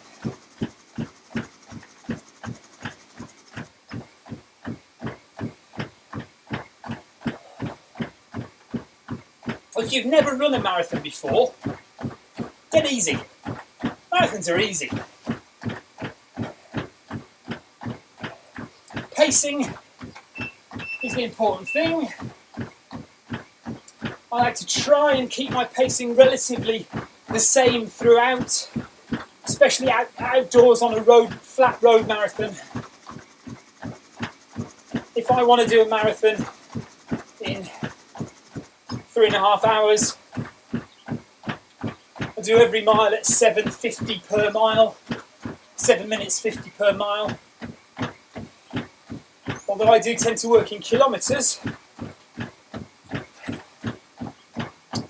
I like to split my marathons up into 4 lots of 10k and a bit. So you do 4 10ks and then a 2-kilometre sprint at the end.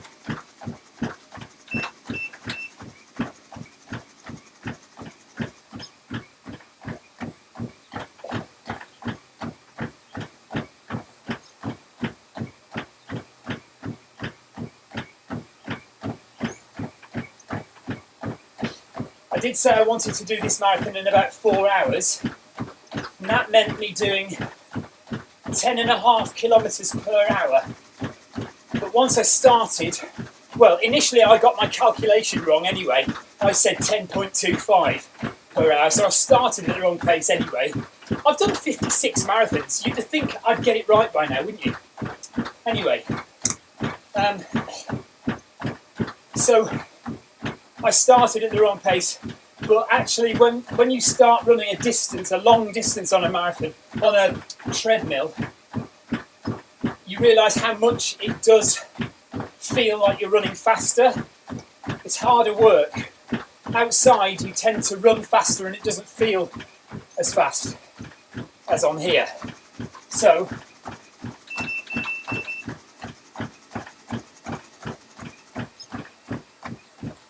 we've slipped from our goal of 4 hours, and it looks like we're going to come in at about 4:20 if I keep up a decent pace for the rest of it.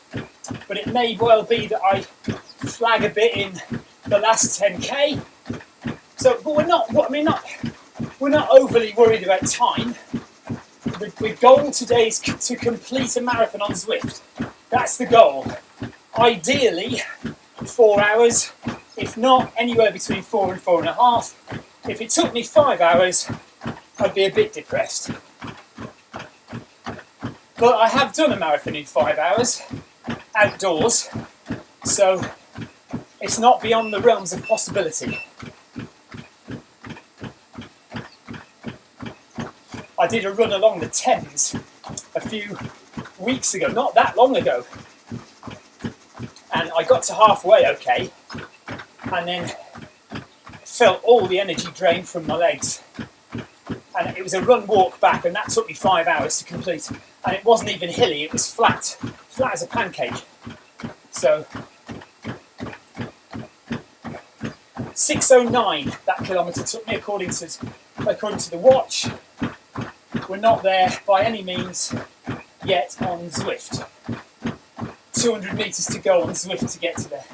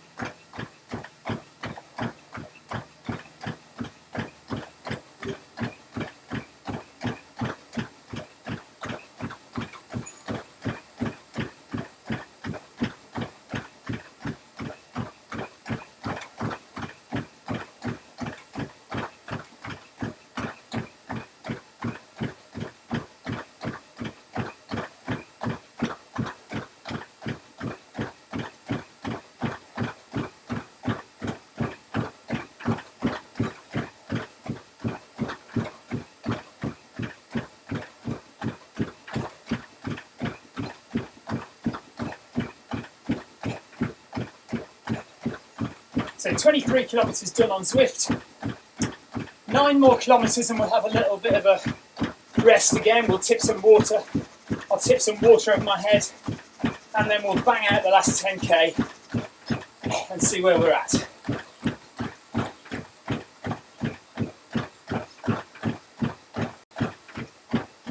See, it doesn't seem so bad when you break it down like that, does it?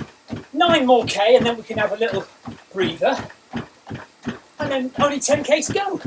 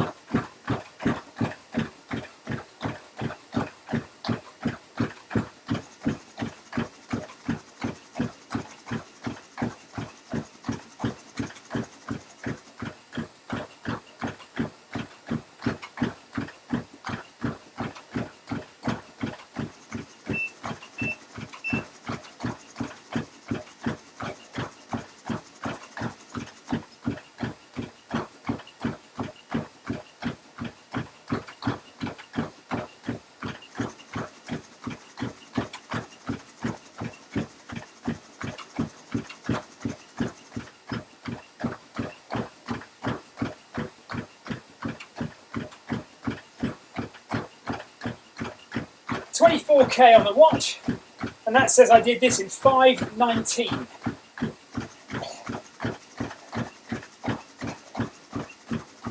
We're about 300 metres away from 24k on Zwift.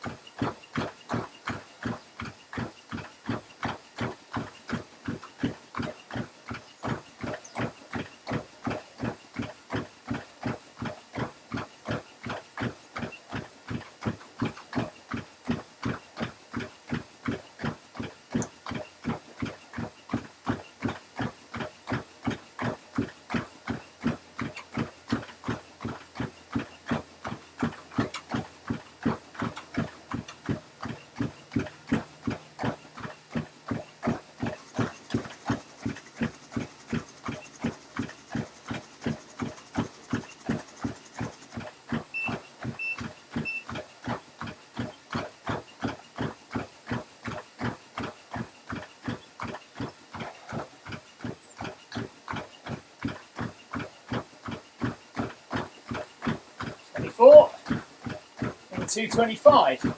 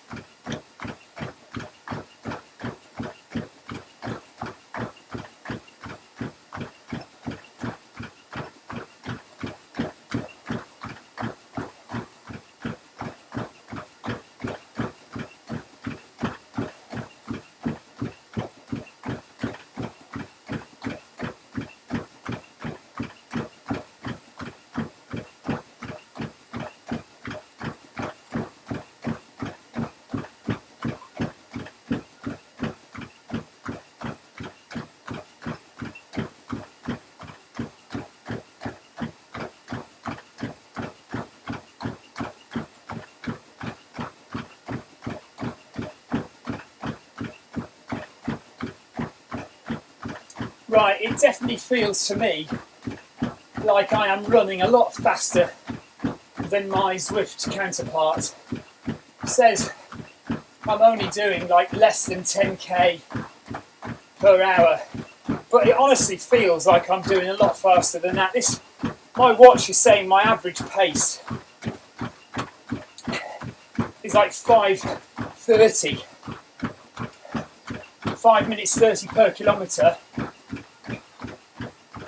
which is way faster. But then, do I believe the watch? You know, that's the question, isn't it? Do I believe the watch? Do I believe Zwift? Do I believe the foot pod? All I can say is what it feels like. But you see, even that could be tricking me, because it feels harder on a treadmill.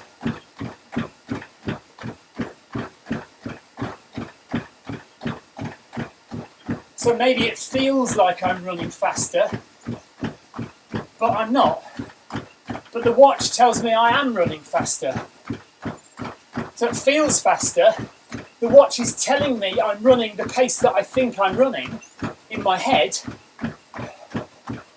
So maybe Zwift and the foot pod are reading wrong.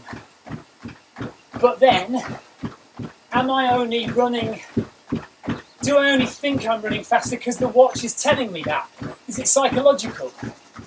25k in 5 minutes 28 seconds for that kilometre. 25k in 27 minutes 50 seconds. Whereas we're not even... Well, we've got almost 450 metres to run, nearly half a kilometre to run, and that is saying nearly 29 minutes.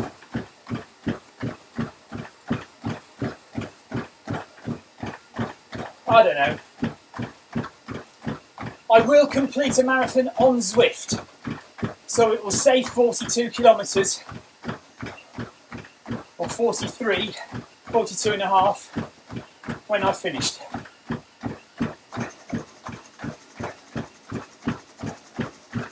If you read it backwards, it says 42 now.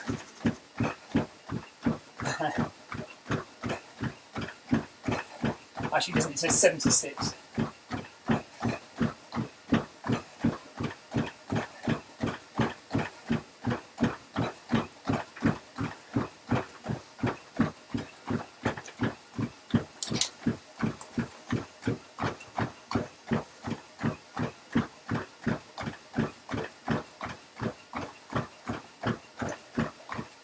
Still need a wee.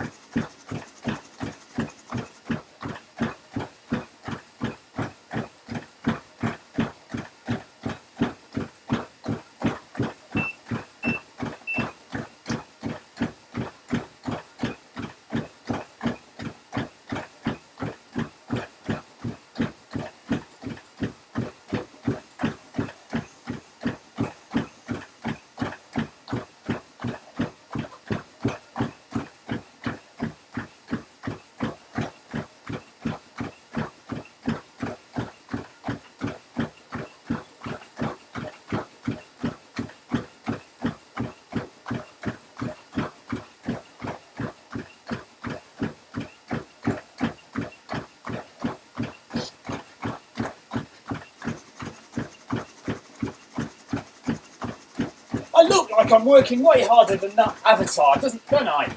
Look at the avatar. It's like he's out for a Sunday stroll.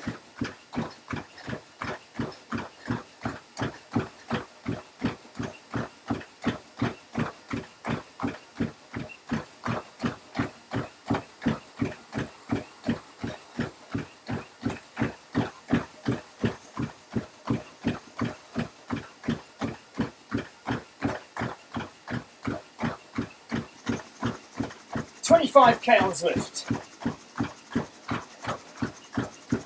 Only 7 to go, and then it's 10 to go.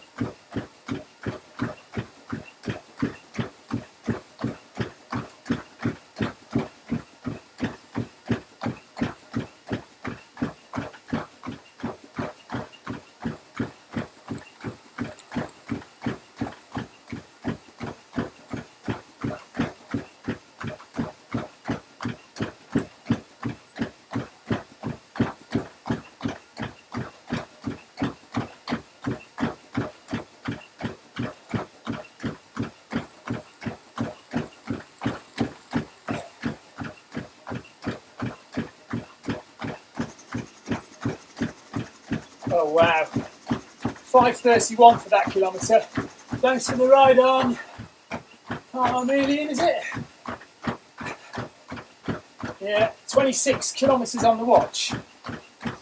600 metres behind on Zwift.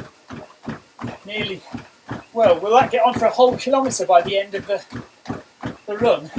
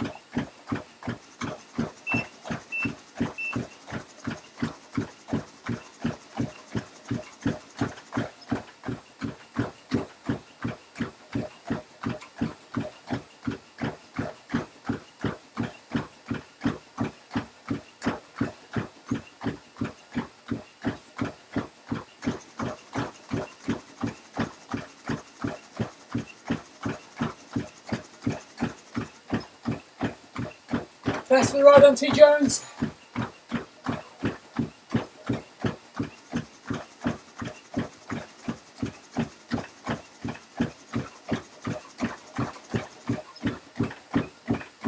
Streaming the first live marathon on Zwift.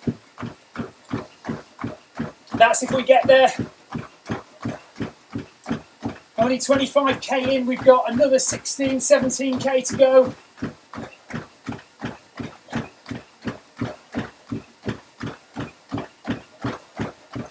Just over 10 miles left, I would say.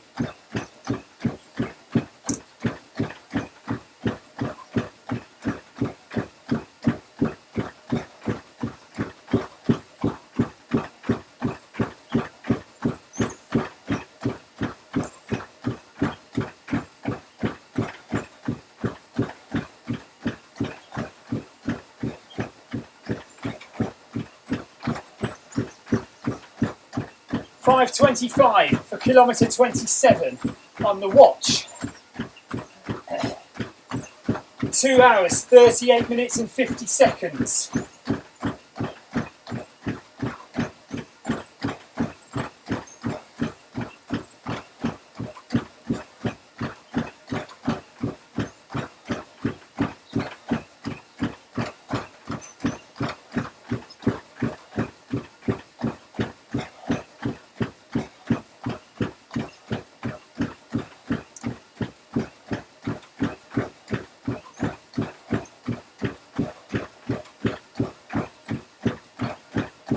Heart rate's doing okay, 144. That's not too bad at all. I'd like to keep it around there for the whole run, really. See a couple of spikes every so often.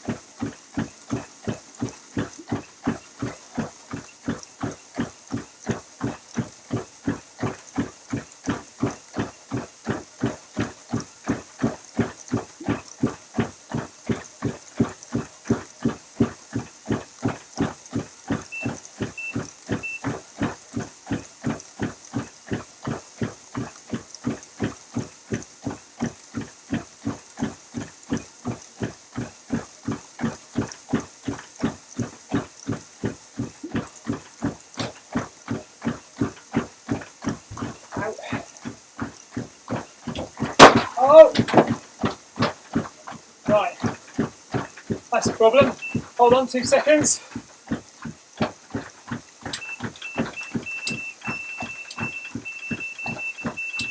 Slight problem. Oh.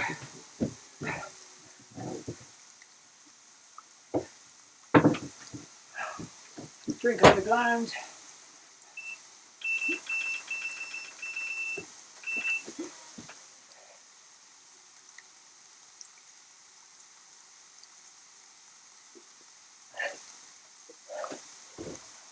Excuse for a stop, I'm afraid, sorry.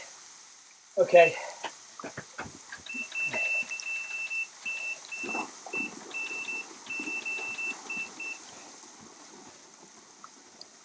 Let's pretend that's an aid station, right? So that's an aid station, it's set at 27 kilometres.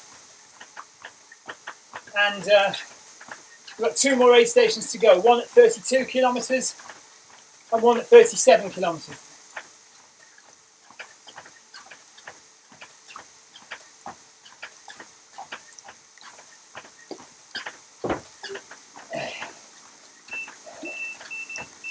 See now look, how is that saying I'm at 10.5 kilometres?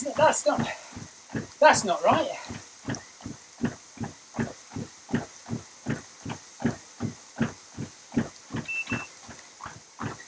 See, that's saying faster now than when I was actually running faster.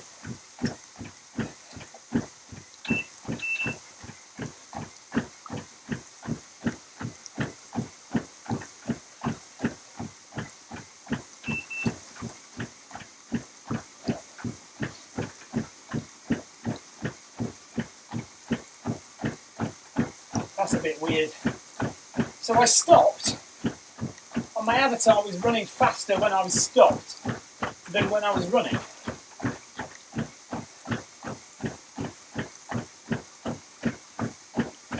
Now it's levelling off to something like where it should be.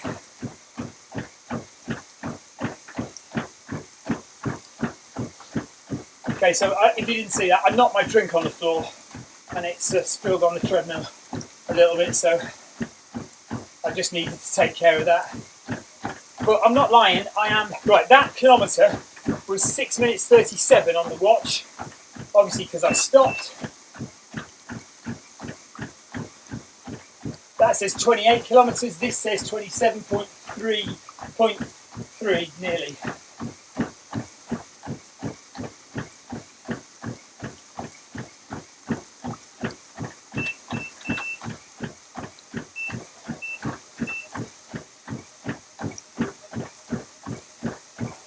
Okay, there's no lying.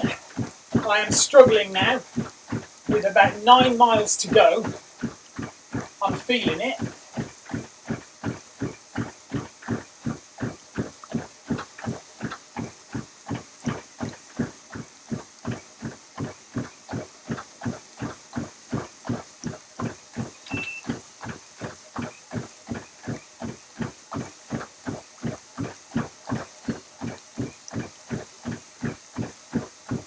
But only 9 miles to go, I mean, that's not far, is it?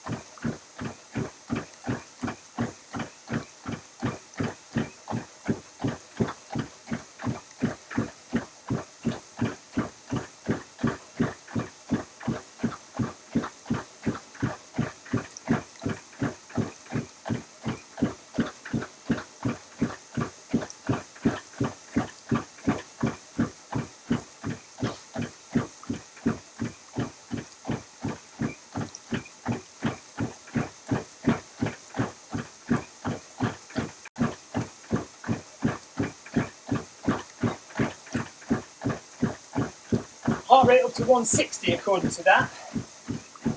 I'm not sure that's right, is it?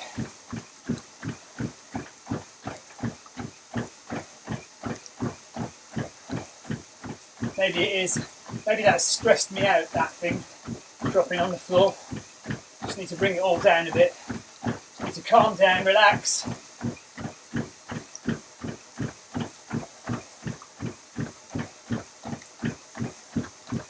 There we are.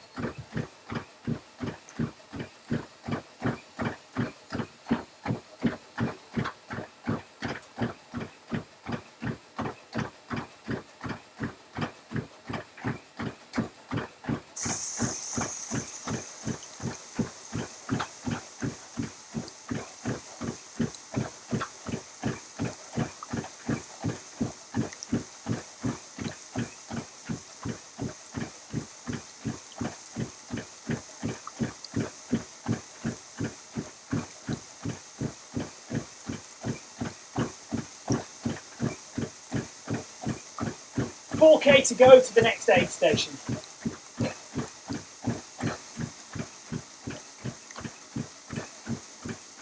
Don't know what's going on with that heart rate.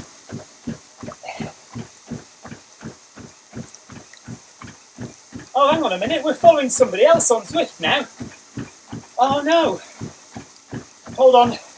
Right, I have to come off again now and find myself. I do apologise.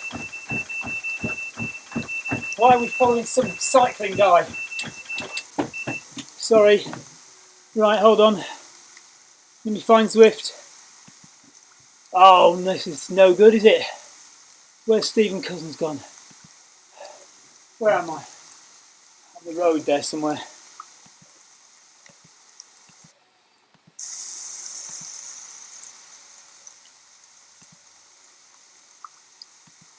I wish it wouldn't do that. Follow somebody else completely.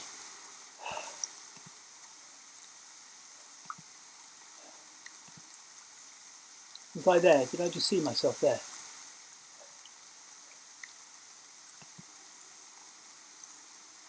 Oh.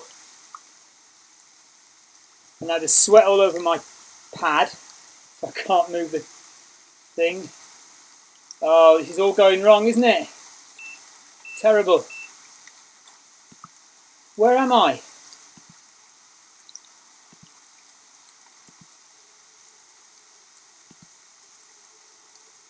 There's my wife. The Cousins.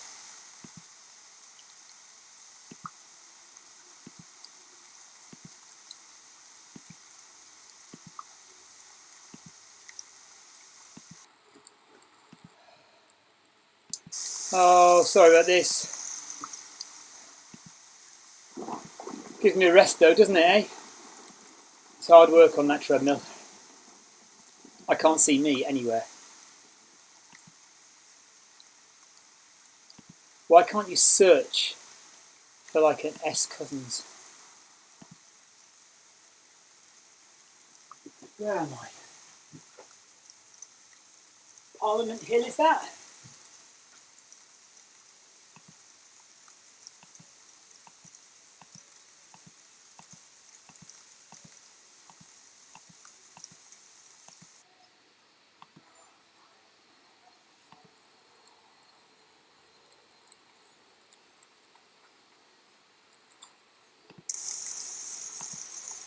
Why can't I find me anywhere?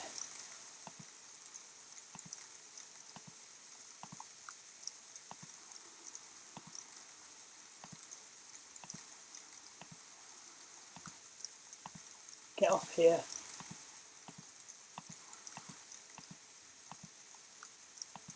And get back into town. There's my wife. Oh, she's gone again. So hang on a minute.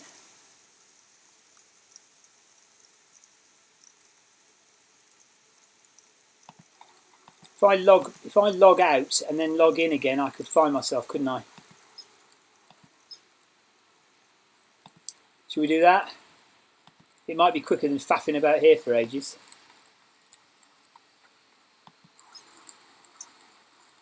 So I just can't see myself anywhere.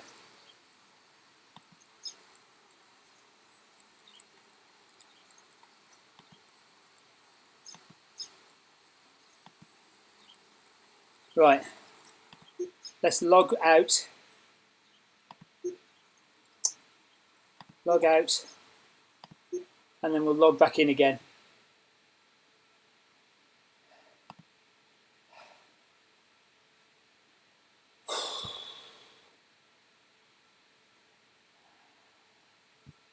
Well, this is giving me a good lot of rest time, isn't it?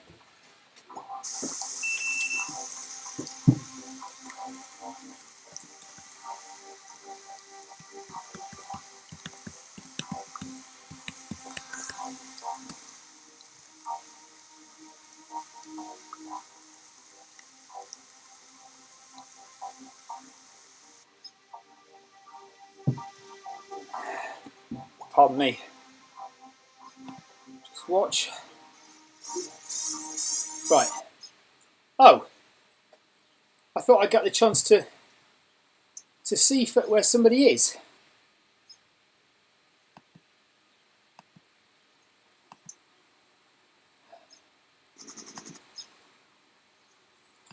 Well, that hasn't helped at all, has it? This is really annoying.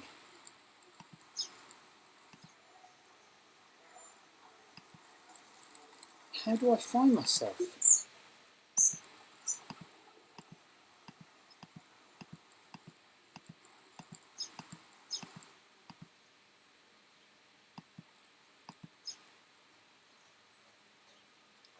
Right, what I think I might have to do is run to the start line. If we run to the start line, okay, that's what we'll do. We're going to run to the start line and then jump off and try and log back up, find myself there.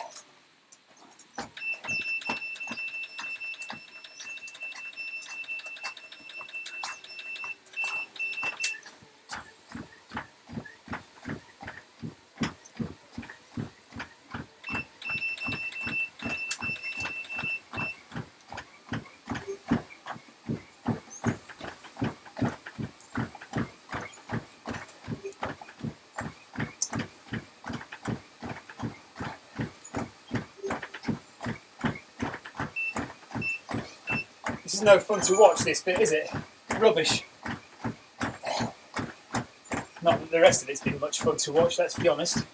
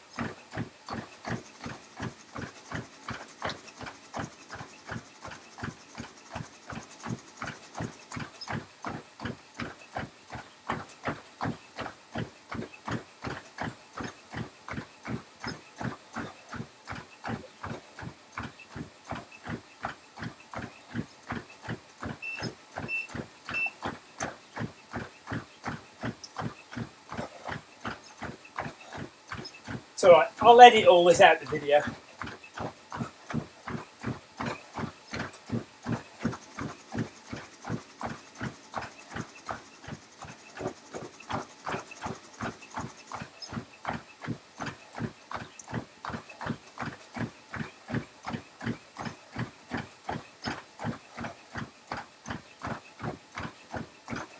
The reason I can't log in as myself on the computer there, obviously, is because I'm logged in as myself on the phone here.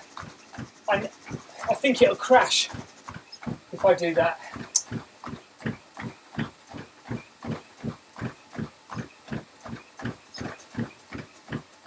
So I just have to wait till I recognise both sets of buildings and try and find myself again.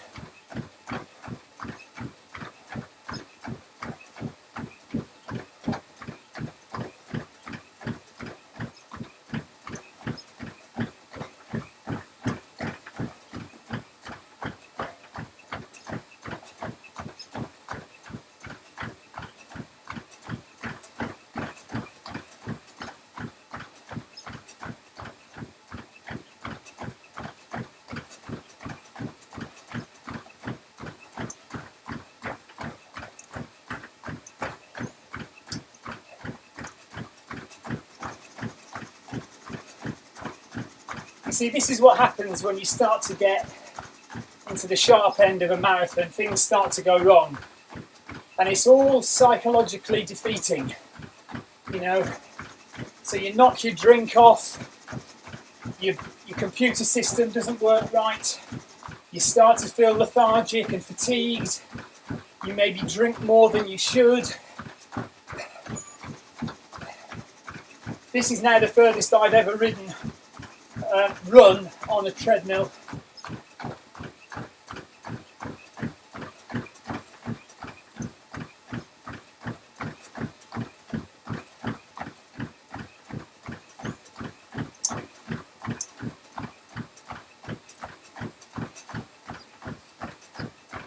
So let's get to the start area and then we'll find the start area on the computer.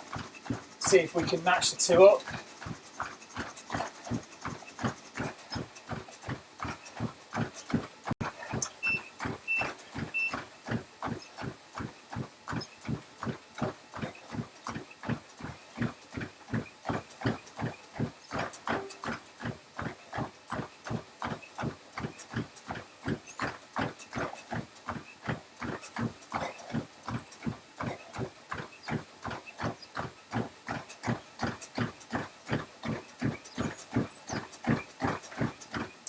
Right, that's 30 kilometres on the watch in 3 hours and 2 minutes.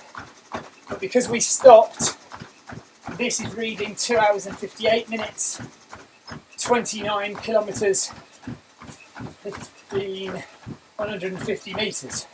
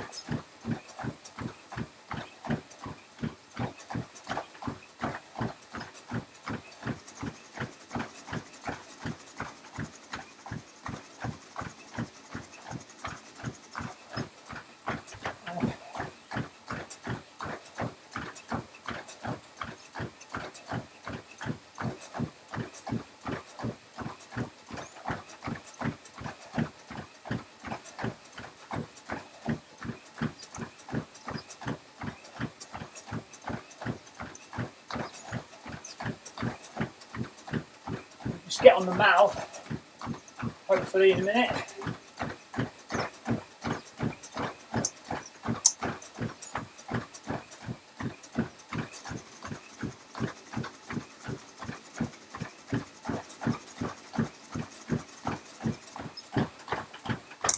Thank you, Ironside, for the ride on. 3 hours in. Actually a bit more than that, we're 3 hours and 4 minutes in, but we've had to stop, do various things. Okay, hopefully we're coming up to the mile now, are we?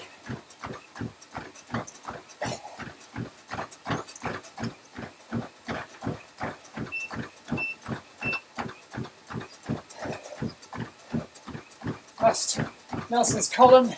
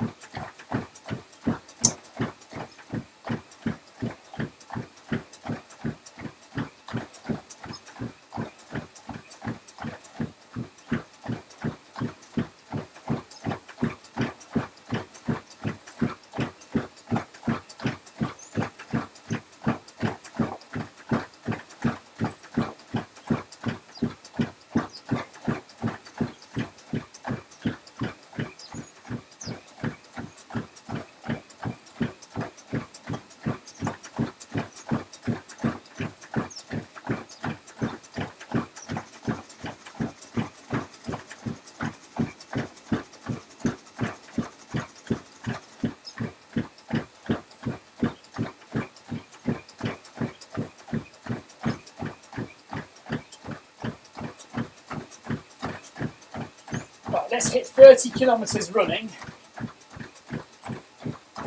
on Zwift, and then we'll get off the trainer and try and sort out the screen that you're watching, which I apologise is not showing me at the moment. But I'm at 29.72 kilometres, 3 hours and 2 minutes, heart rate is 163.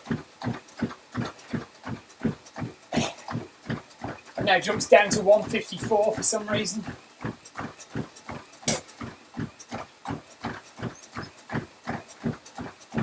I'm running along the Mall in London, so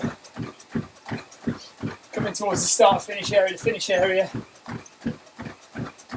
If I run another 200 metres, that'll be 30k on Zwift. 12 kilometres to go. And we'll just sort the old computer out.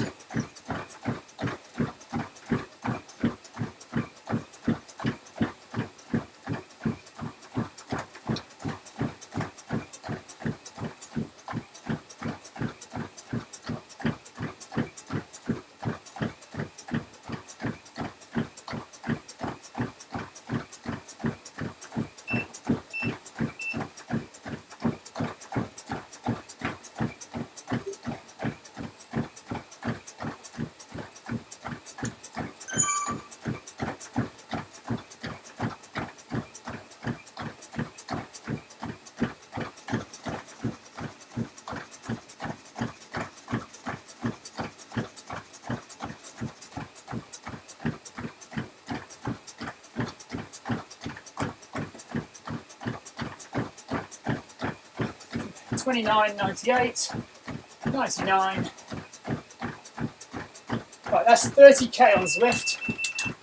It's about 19 miles, 18, 19 miles.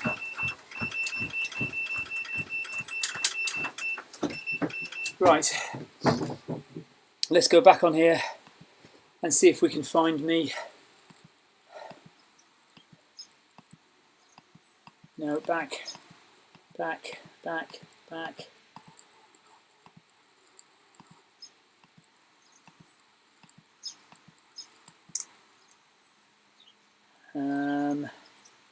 Well, that's the start finish, isn't it? Not the Mall.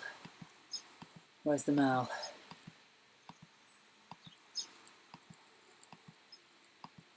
Bridge. Tunnel. Oh. All the way over Box Hill.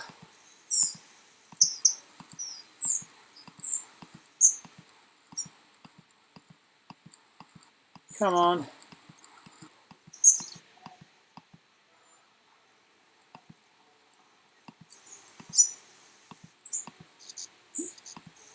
Oh, what's going on here?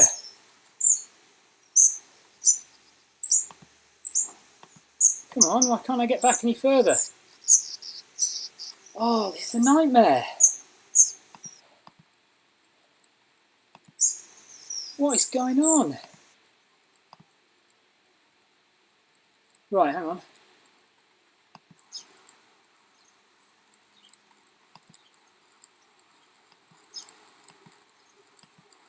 Here we are. Might find myself any second now.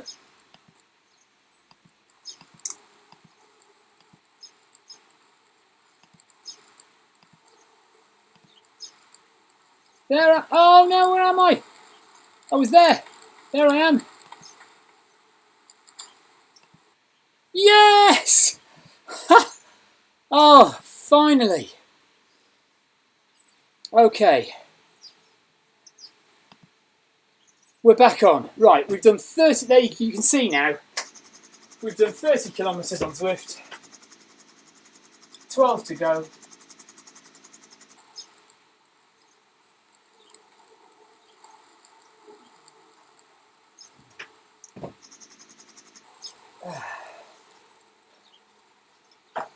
I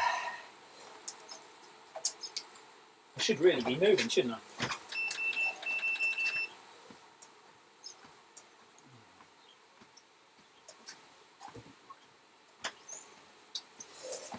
Okay, so you can see the way it goes.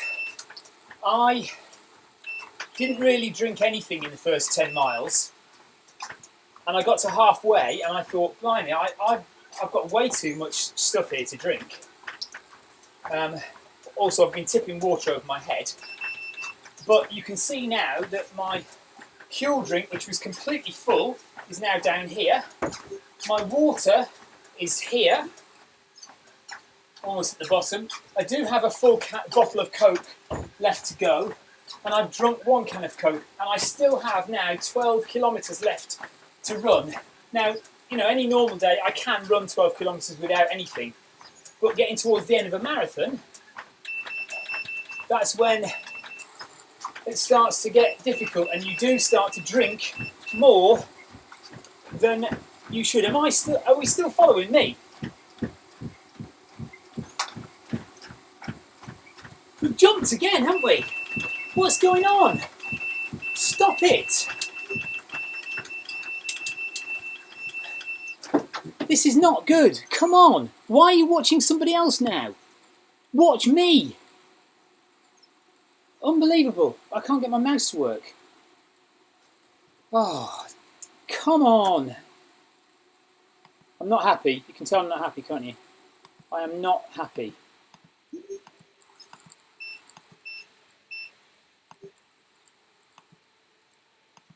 Right, there I am.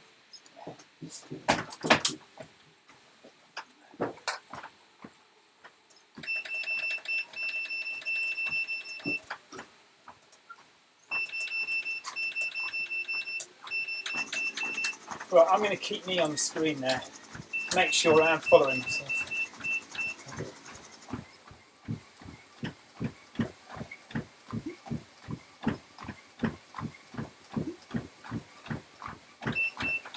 Right, this is turning into a struggle, isn't it? This last 12k. Things going wrong. Far too much faffing about, messing with technology.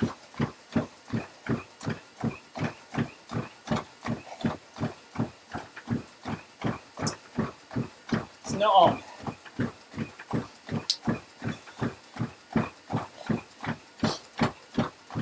So, what I want to say to Zwift is, if I'm following somebody on Zwift, I don't want it to automatically change and follow somebody else. I want it to stay following me, or following whoever I'm following. If I want to change and follow somebody else, I can click and do that. Unless there's some setting somewhere that you can actually change that, I don't know. Anyway, Right, this last 12k is going to be a struggle, isn't it? Because I'm now stressed, heart rate's up, I've probably drunk too much, so my stomach's feeling funny, I need a wee.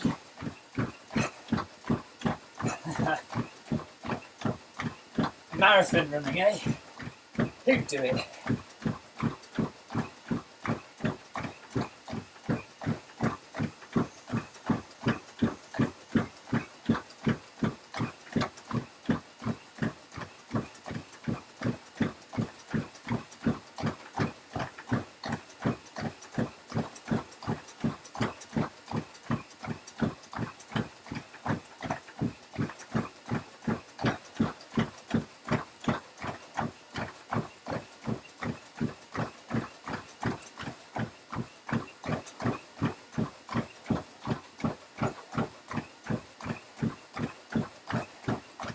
So much for consistent pace throughout a marathon.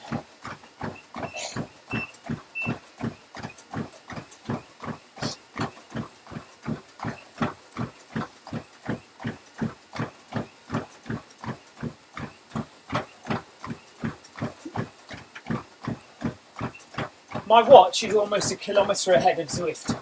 So this is saying 31:61, 31 kilometres, 610 metres, and that's saying 30 kilometres, 700 metres.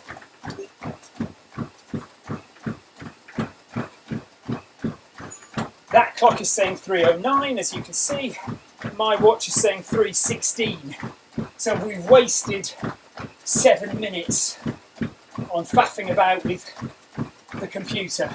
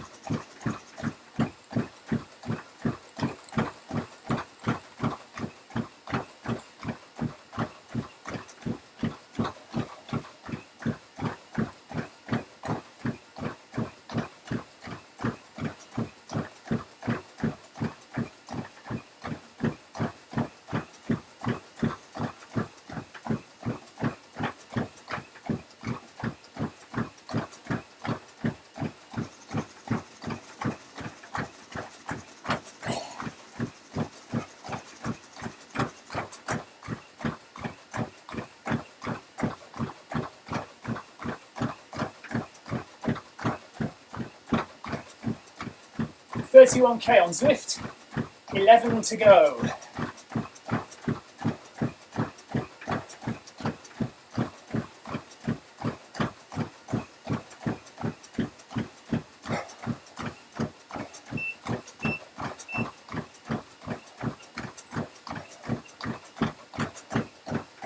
$32 on the watch.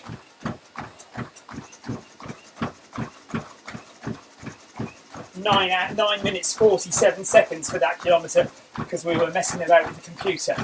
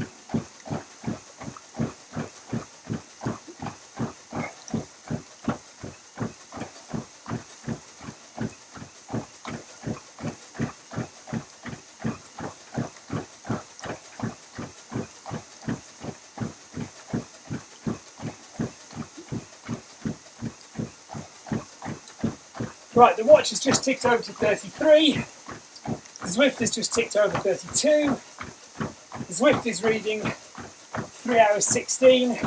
My watch is reading 3:24. That's the true time because we've stopped. So the Zwift clock stops. Oh no! I've gone again, haven't I? Right, well, there's nothing for it. I'll have to stop. I'll have to stop and find me again, wherever I am.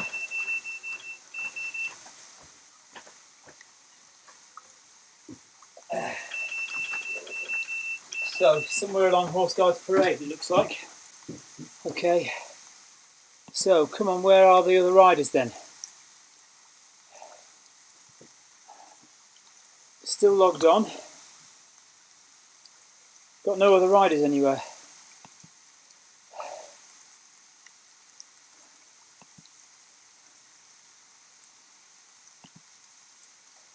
There we are.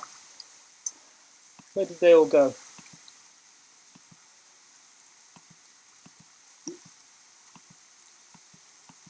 Now I've got to find myself again.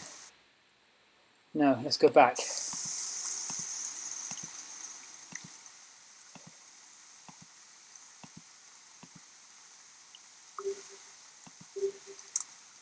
What? I don't want to be on the start line of a race. No, go away. Well, oh dear. This is crazy, isn't it?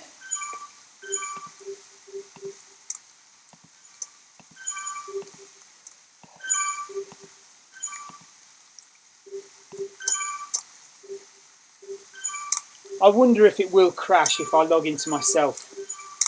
Do you think? I think it probably will, won't it? I'm not sure it's worth the risk.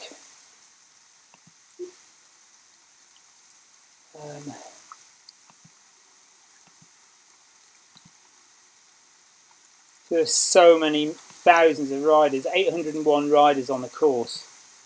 It's just impossible to know where I might be.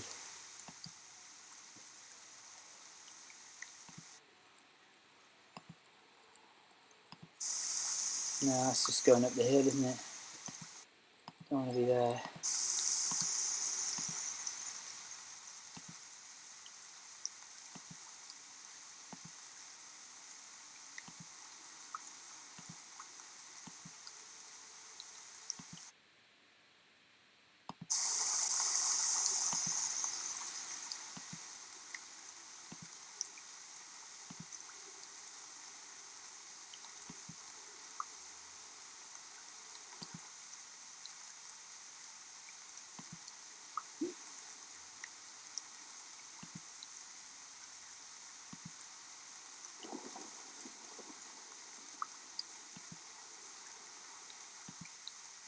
I can't see myself at all anywhere.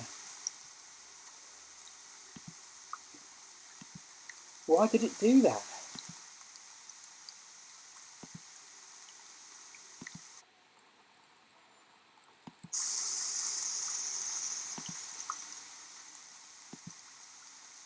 I'm really worried about logging onto my own account on here in case it crashes the Zwift account on iOS and I don't get to finish the marathon. I am going to finish the marathon no matter how long it takes. But there's no point in streaming it if I'm not on the stream. It's just ridiculous.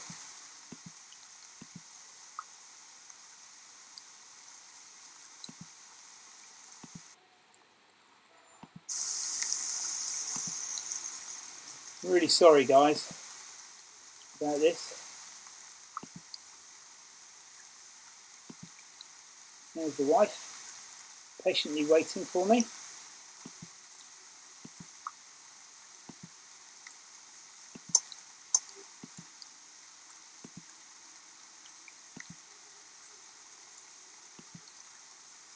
Where am I?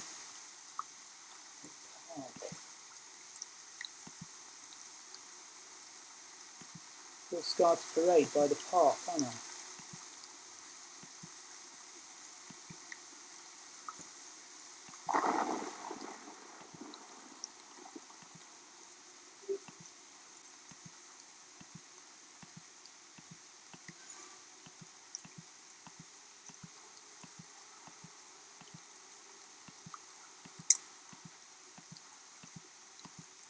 Ah, I'm along here somewhere. Am I? Yeah.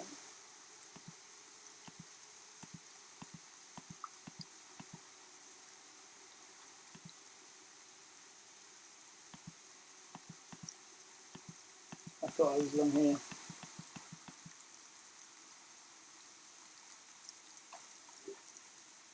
Maybe not.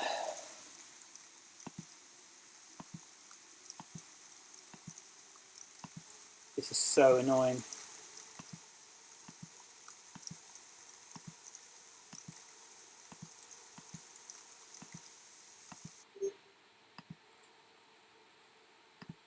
I keep seeing S. Collins, thinking it's me.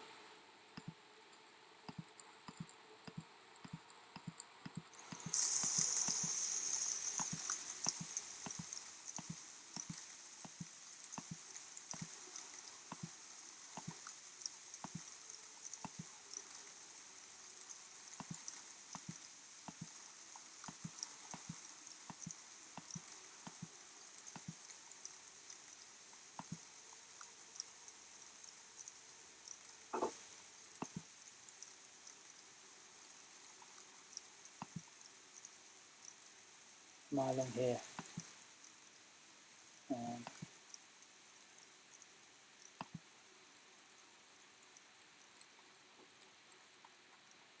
I'm by some park.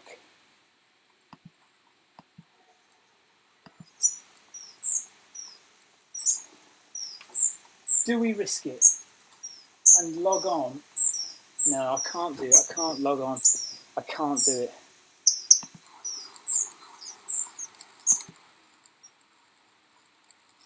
If only there was a way to find a rider, a runner, like just search for the name and click and there they are.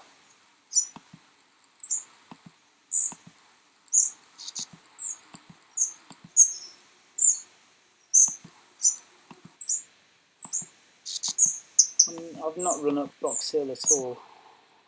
Nowhere near there. Why does my wife keep coming up?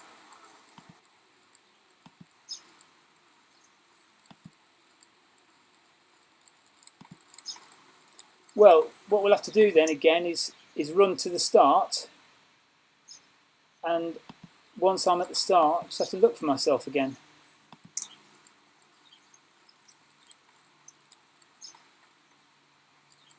Sorry, there's nothing I can do. I have to get running because this is ridiculous. I've spent so much time, wasted so much time faffing about looking for myself. The run is essentially spoiled now because of technology.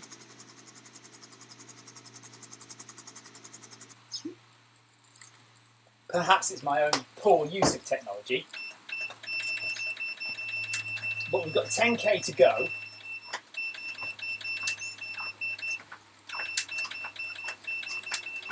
Let's just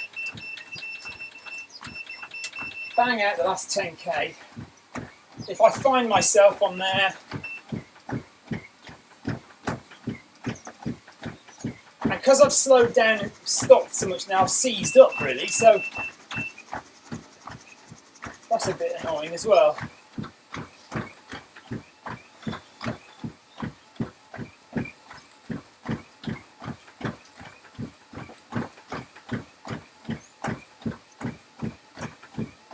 So I feel very tight in the legs now because I've stopped for so long. So the clock on Zwift says 3:18 and my watch says 3:33, 3 hours 33 minutes.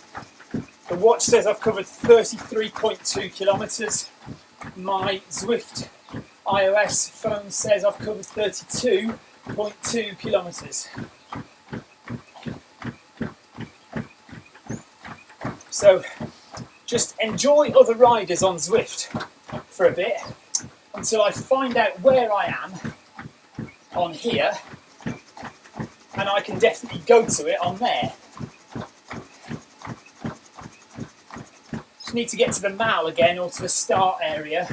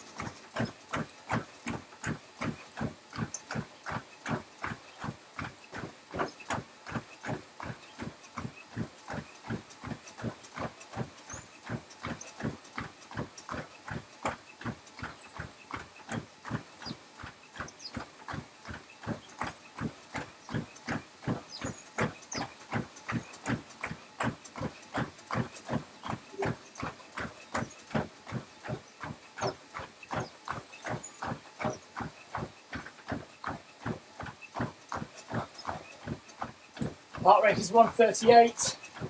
I've covered 32.67 kilometres, 3 hours 21 minutes.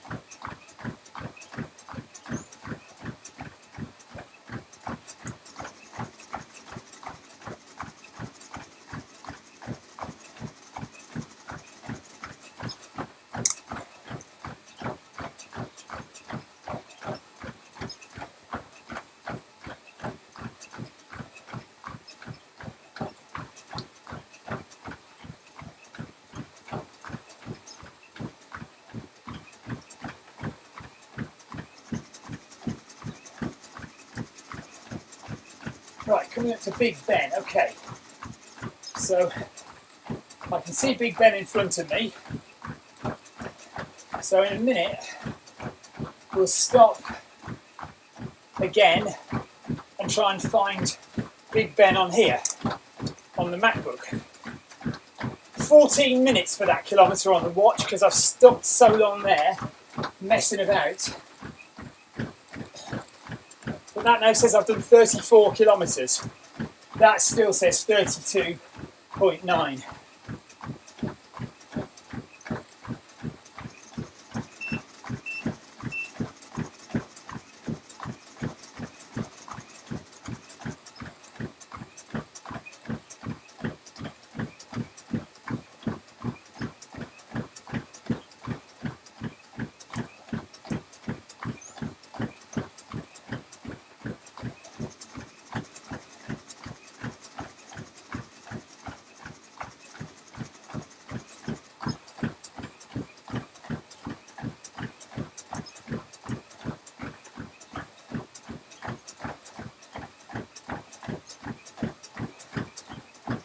Right, do we stop again and try and find Big Ben? I mean, there's not really much point in having a stream, a Zwift stream, if I'm not on the stream, is there? I mean, I know it means the marathon's just going to take forever, but right, look, there's Big Ben there. Look, so I must be somewhere near. Here we go. I must be somewhere near. There I am. Yes, come on. That was quicker than I expected.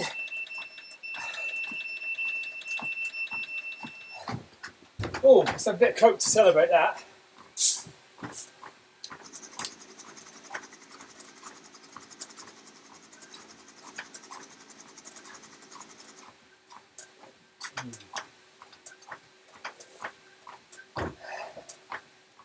That's a stroke of luck.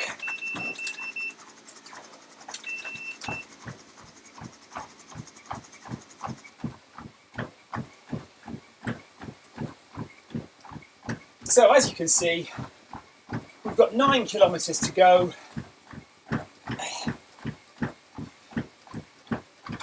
Heart rate is okay. Definitely slowed down now. 3 hours 25 minutes, but not really. It's actually 3 hours 40 minutes of being on the treadmill trying to run, including the stops, which is what would happen in a normal marathon. You would be stopping at aid stations, stopping when you got tired. So we have to look at it really from that point of view, not that point of view. But what can you do?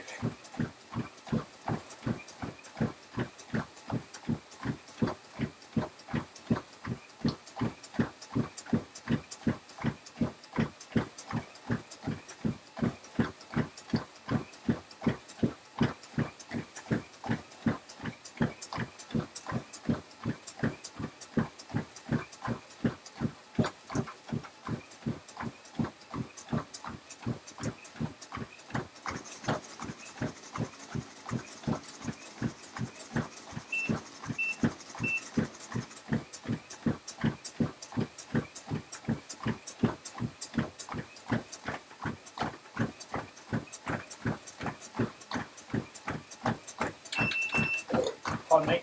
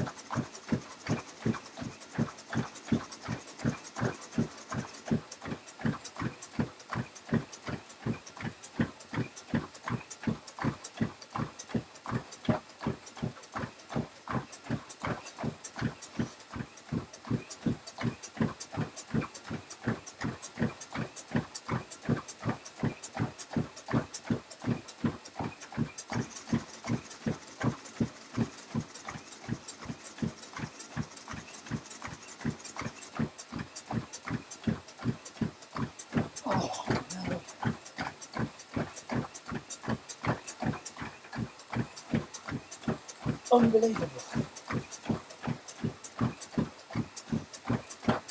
Done it again. It's done it again.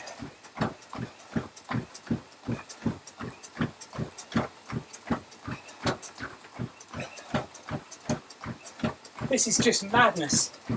It's driving me up the wall.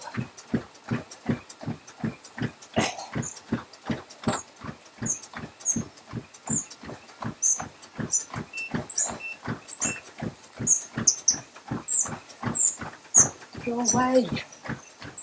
People are trying to call me now.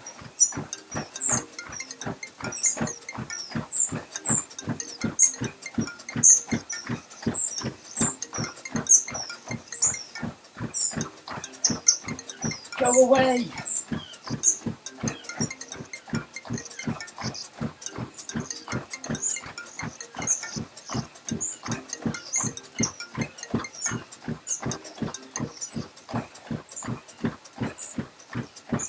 Don't crash.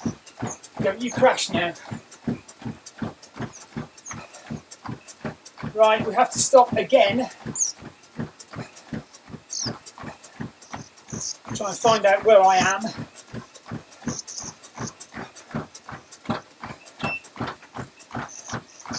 This marathon is going to take forever if I have to keep stopping and finding out where I am on the screen. Right, I'm on a bridge, am I? I'm on a bridge somewhere.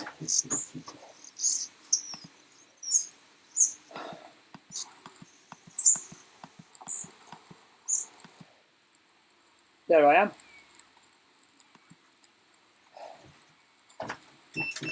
Well, again, that was a bit of good fortune.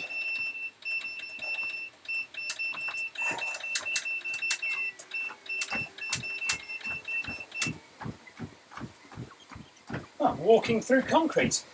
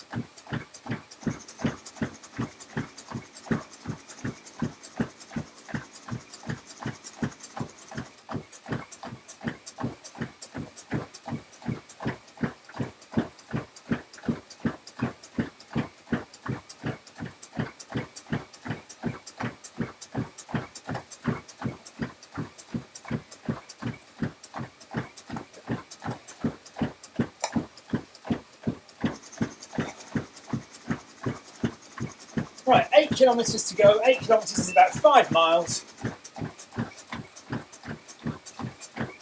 On a good day, I'd do 5 miles in 35 minutes. Today, it's going to be more like 45 minutes to 50.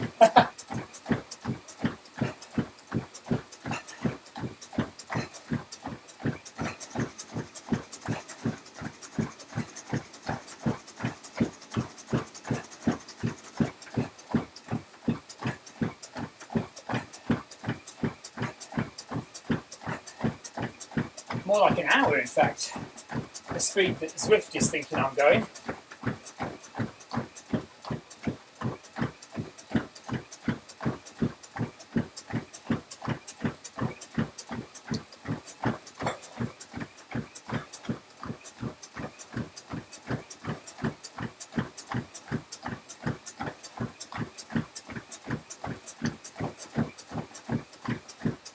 Let's just hope we don't have any more problems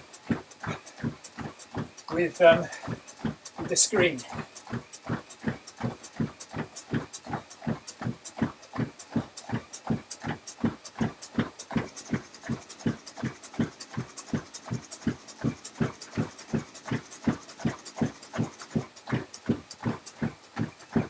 Definitely tired, a bit fed up now, to be honest, what with all the issues. You know, and it played psychologically, it's played into my head, because it's then, oh, I need a rest, or I'm tired, you know. Oh, I'm glad that the computer screen's messed up because I can get off and have a drink and stop running for a bit. And psychologically, that's terrible, you know, it's really self-defeating. And once that happens, it's very difficult to get yourself back up and going again. Minimum disruption, minimum fuss, bang, bang, bang, get your kilometres out.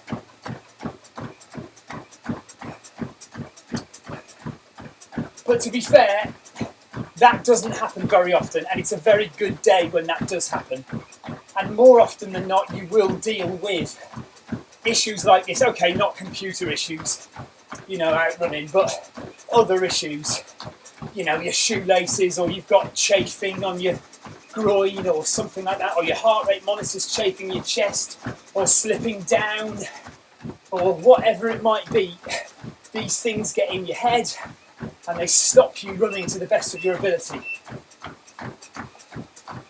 And the whole mental game with marathon running is to get over those things, either not let them bother you or not allow them to happen in the first place, so take precautions so things like that don't happen.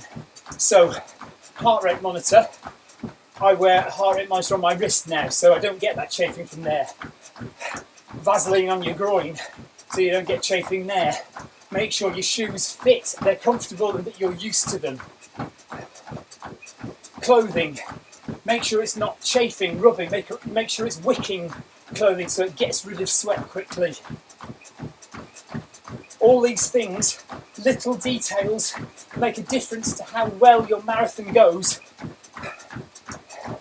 because any little problem becomes a big problem in your head when you're trying to concentrate on running 26.2 miles, and it destroys you mentally from the inside out, and you cannot run as well as you should be able to.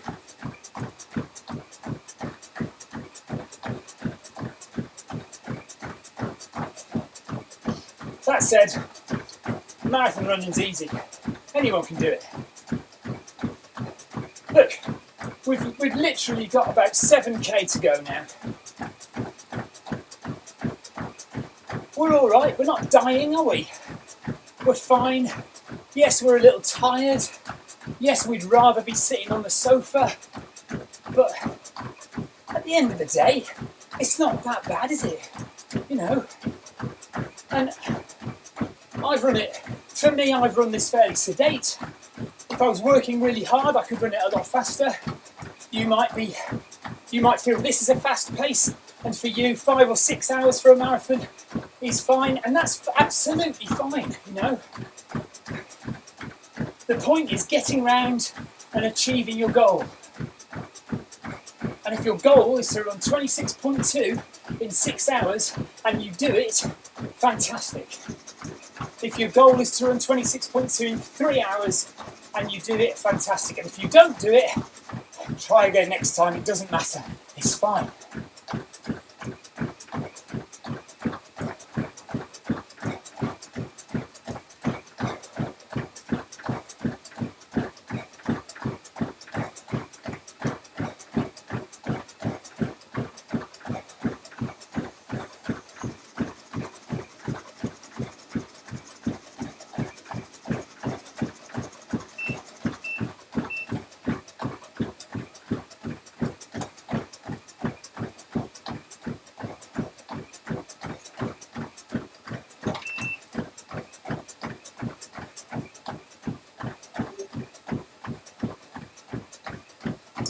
Thank you for the ride on. Thank you.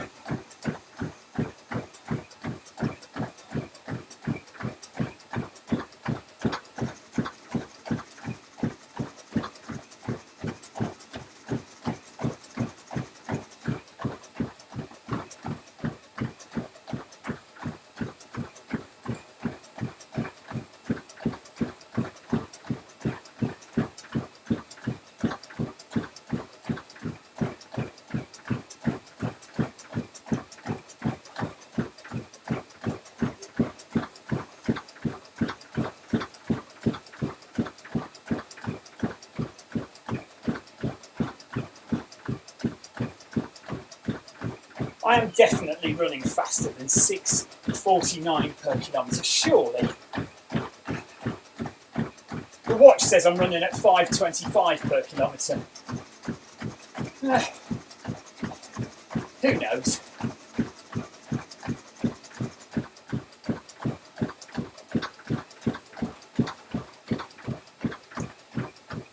My cadence actually is a lot faster in my legs than on my avatar's legs. Interesting.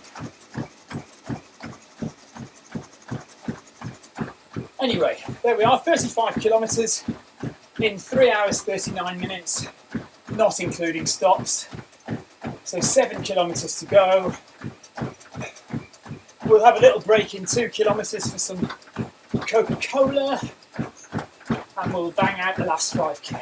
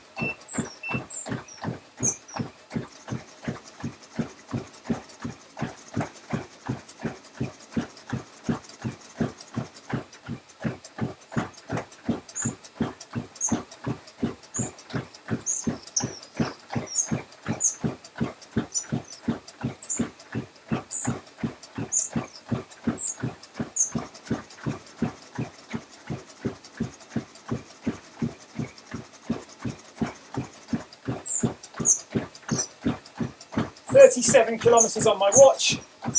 They reckon that kilometre was done in 5:34.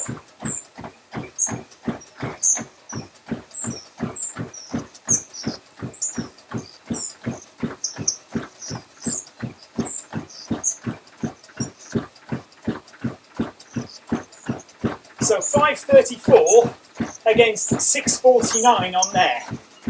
I mean, you know, just I've no idea which one is right, to be honest. It feels like I'm running this, but I could be running close to that, to be honest. I don't know.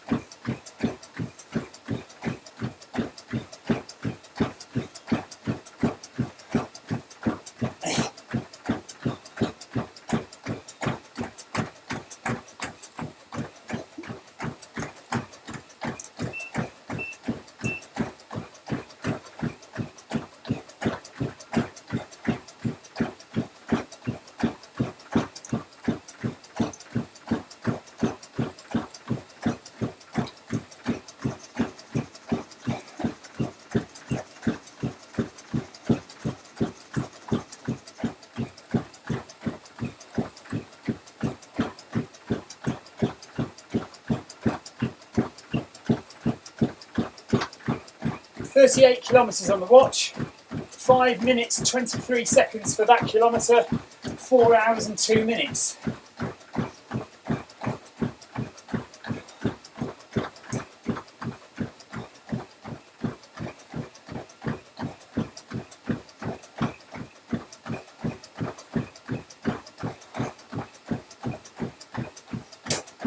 So like I say, when we get to 37 on Zwift, just slow down for a minute, have a drink.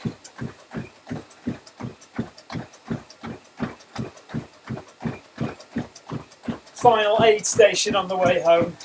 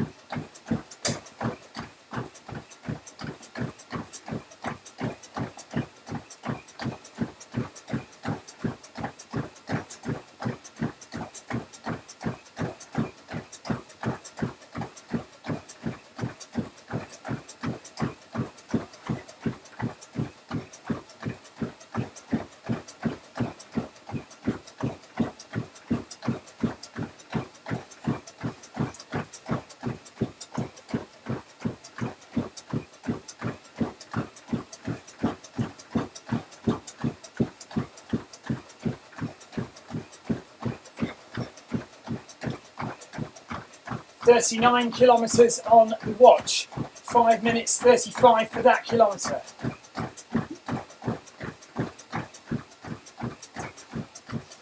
Well over 2 kilometres ahead of the Zwift app.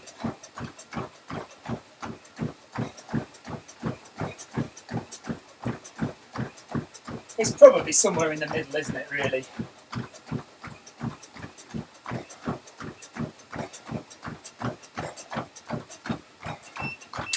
Right, let's just have a little slow down.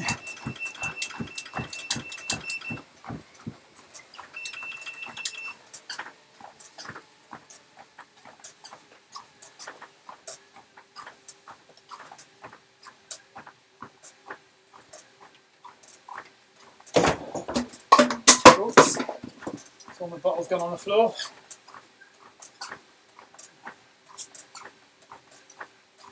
Oh, 5k to go.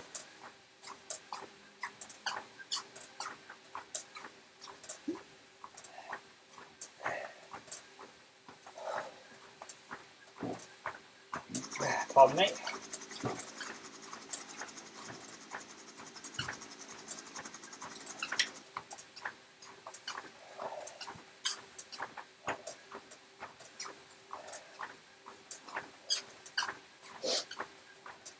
I definitely feel like I've run a marathon.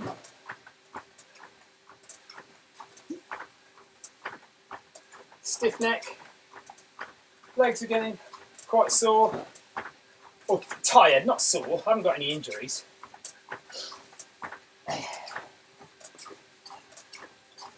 And you know, as with all marathons, I'll be quite glad when it's over. I'm quite looking forward to the end now. I wish it was on the watch rather than on Zwift. 39.26 kilometres on the watch. Only less than 3k to go. But less than 5k to go on here, so that's okay. Hopefully we'll finish before 4.5 hours on Zwift. Right, let's get running. Oh, one more swig.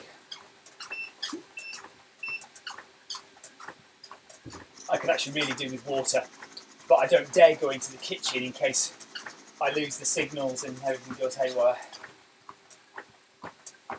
Right. Whoop. Okay.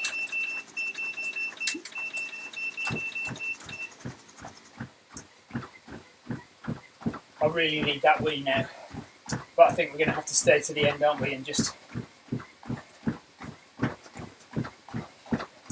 we'll manage it. Well, that's a good view of Big Ben.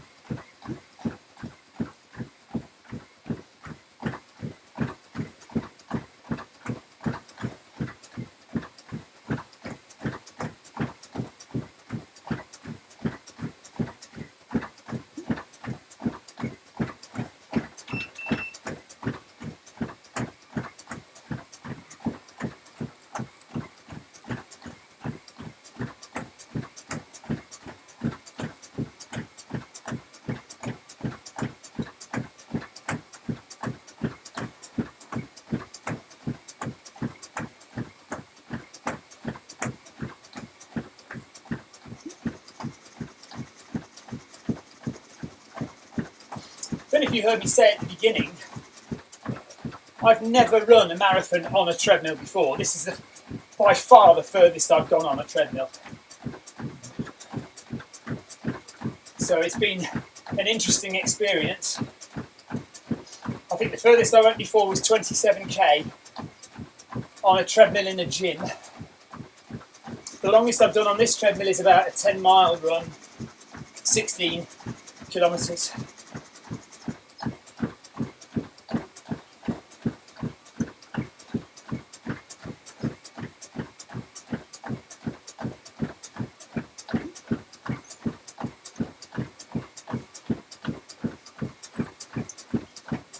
Four and a half k to go. How good does that feel, eh? When you've run a marathon, you've run all that distance, you know you've got less than 5 kilometres and you've done a marathon. You know, that's got to feel good.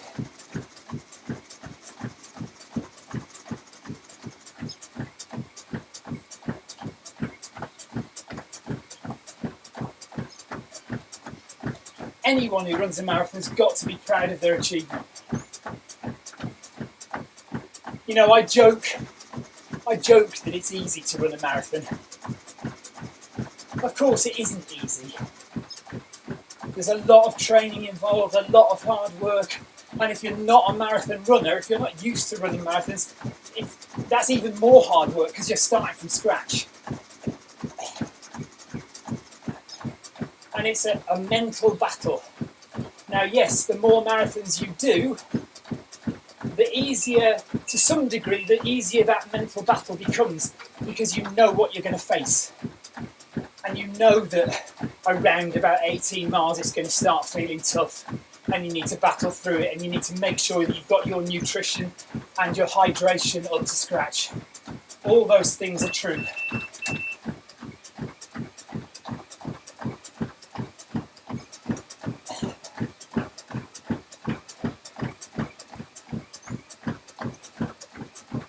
But you know, half an hour after finishing this,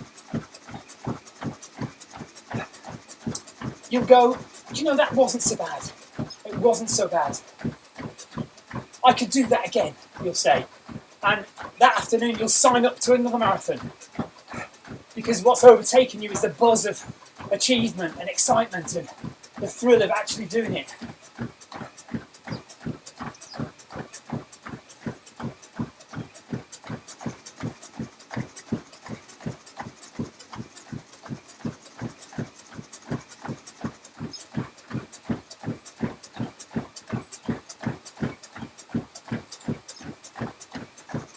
Look at that, 40 kilometres on the watch.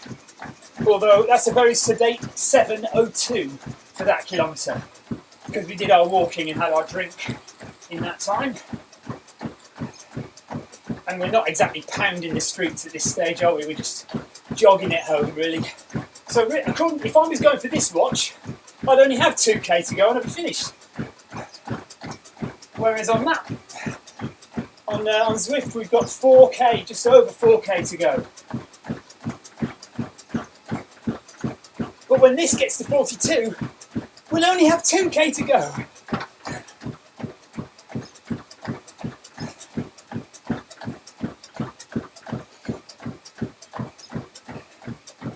Been tough though.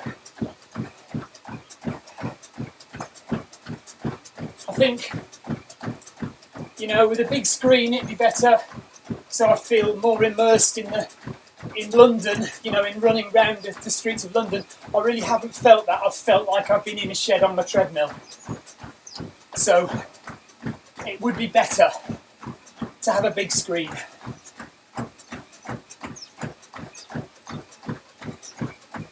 So there we are, 4 hours it's taken me to do it, 38 kilometres. Or, well, no, it's taken me a lot longer than that, actually. Because this 4 hours doesn't include the stopping, does it? Messing about with the computer.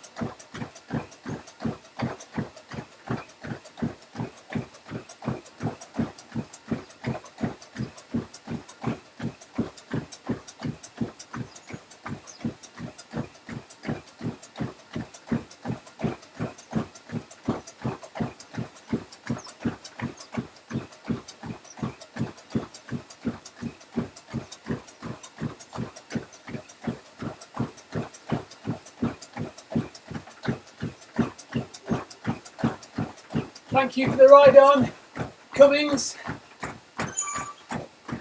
Thank you.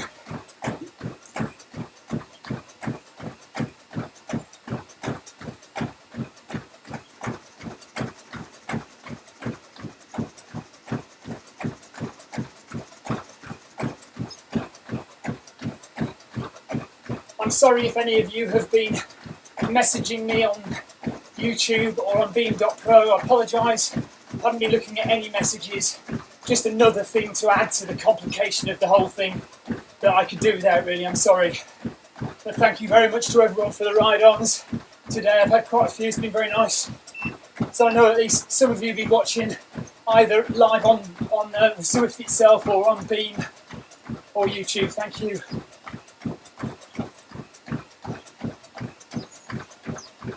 Not over yet, 3.5k to go.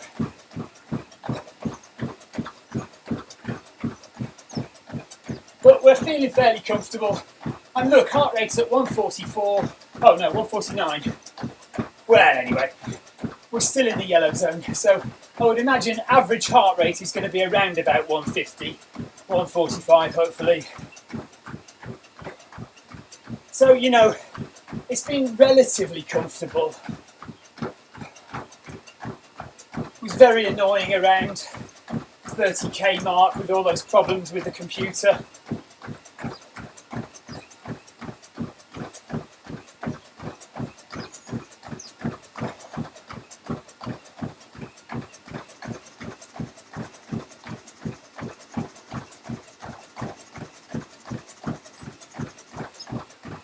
.41 kilometres on the watch. 5 minutes 25 seconds for that kilometre. Oh, we're so far ahead of that. That's 2.5 kilometres extra running. I don't know. Halfway between the two, probably.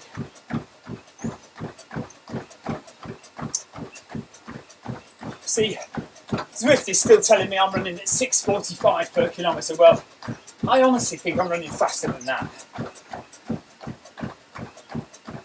But, you know, I don't know. I've said that so many times this run, haven't I? I don't know.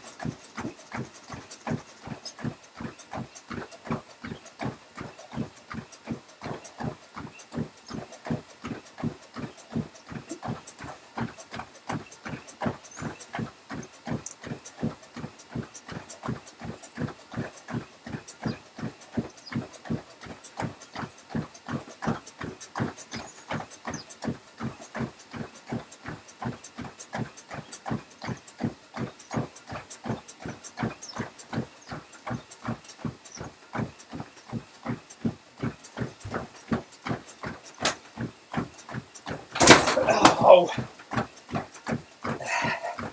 there had to be one last disaster, didn't there? That's all my coke gone. No more drinks for the rest of the run. Everything's gone. Oh.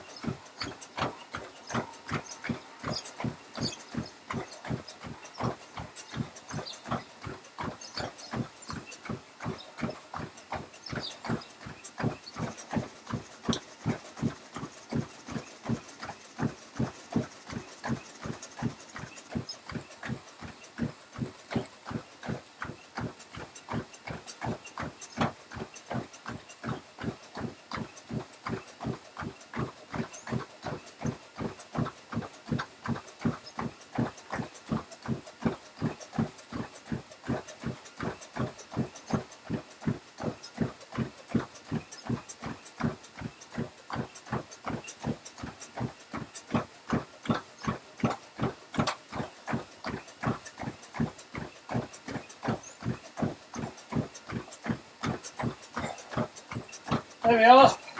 That's 42 kilometres on the watch.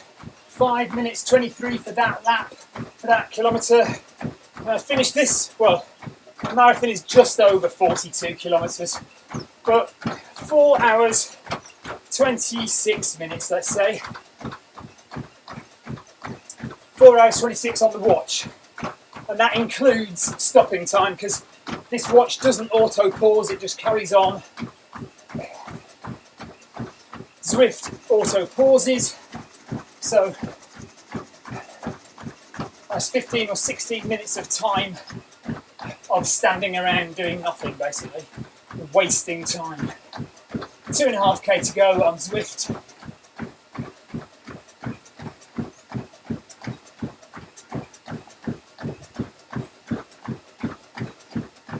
We will do a little bit further just to make sure it ticks over to 26.2.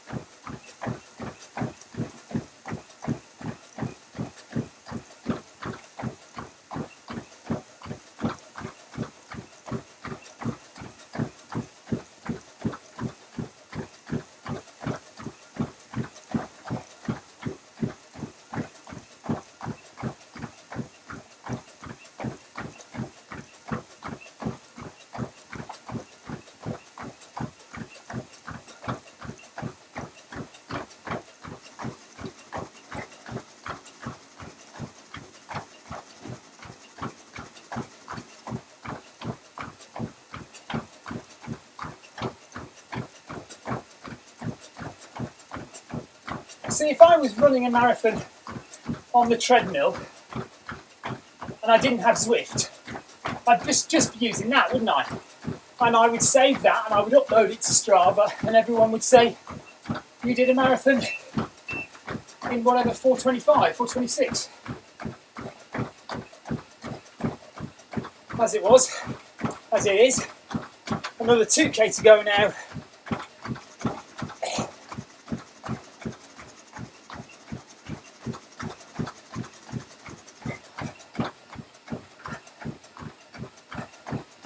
Interestingly though, we're probably going to finish this marathon in about 4:20 something, aren't we? So,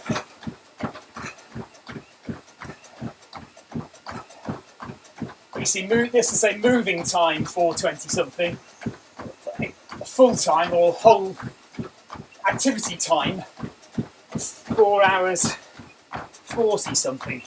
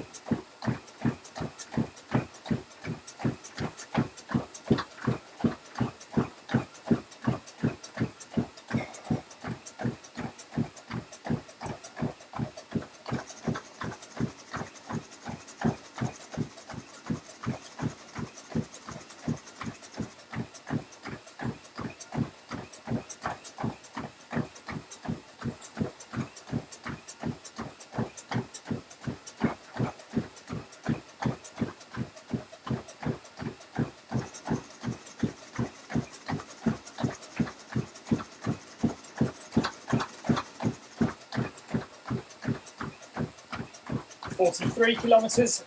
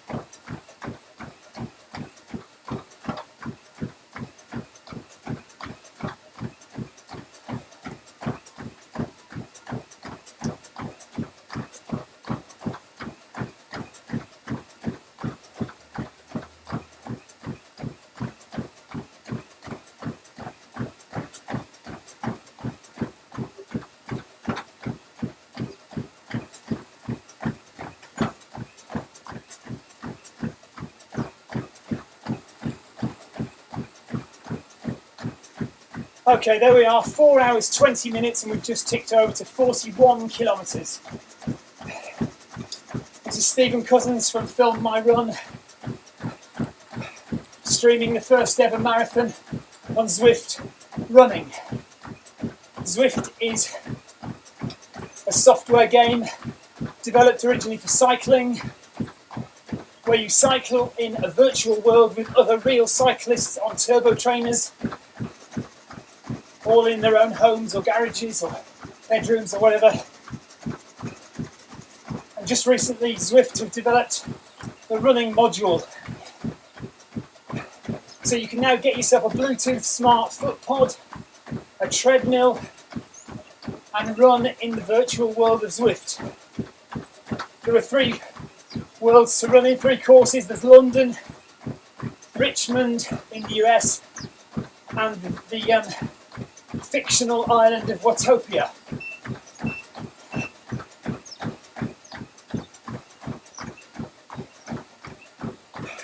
There are lots of people streaming Zwift on beam.pro or YouTube. Check a lot of them out. Nathan Guerra is the guy who commentates on most of the cycling events on Zwift. You've got Ziskana, who's a female cyclist. You've got Casey Shum, who's really fast, up with the A category riders. He streams. You've got Jasper Anker, sometimes sits in for Nathan commentating, but also runs Cycling Hub TV on YouTube. All streaming Zwift cycling. As far as I know, I'm the only guy streaming Zwift running so far, but that will change.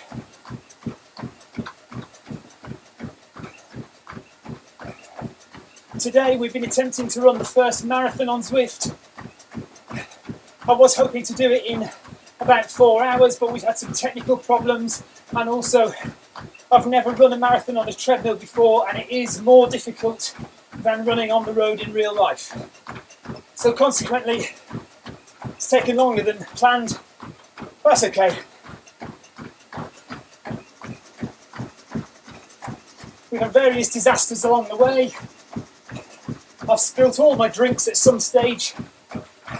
Ran the last 3k without anything to drink. We've lost signal on the stream. Well, not signal, but we lost me on the stream. In the middle, I had to spend 15 minutes finding me on the stream to put back.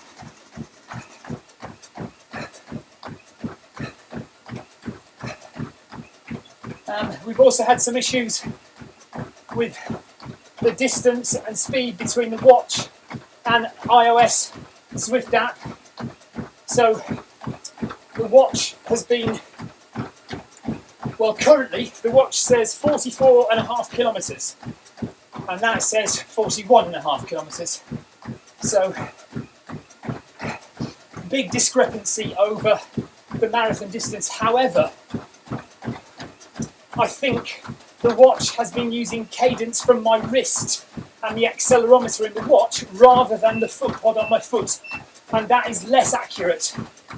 So thank you for the ride on Myers, is it? Thank you.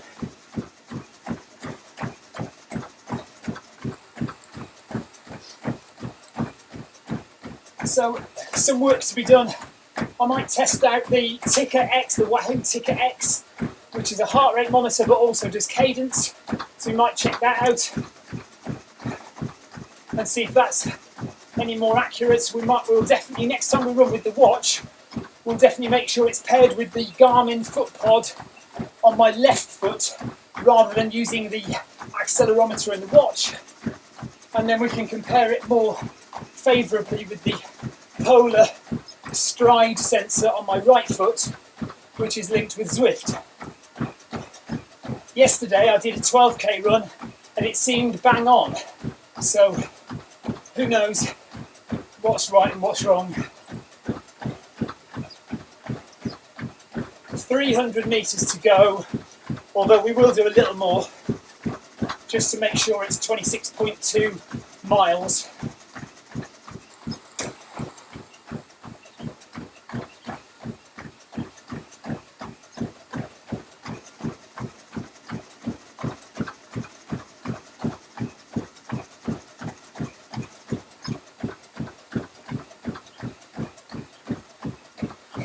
Thank you very much for watching. If you're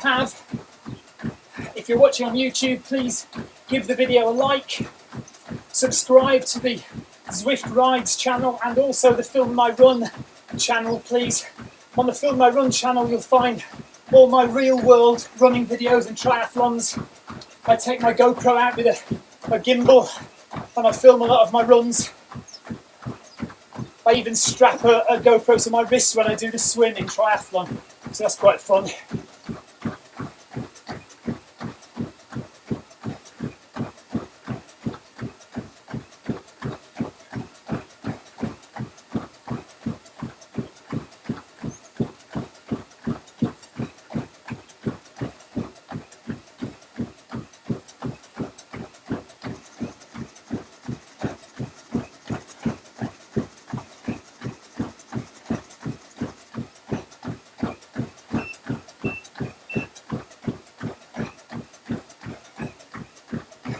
45 kilometres on the watch.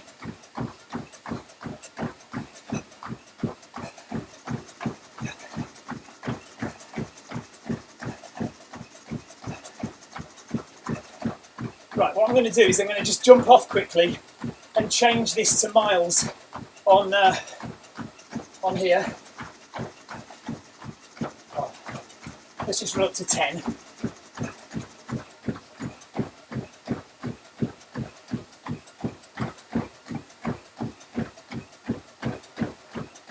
Should we just run up to 20 and then stop and see what happens?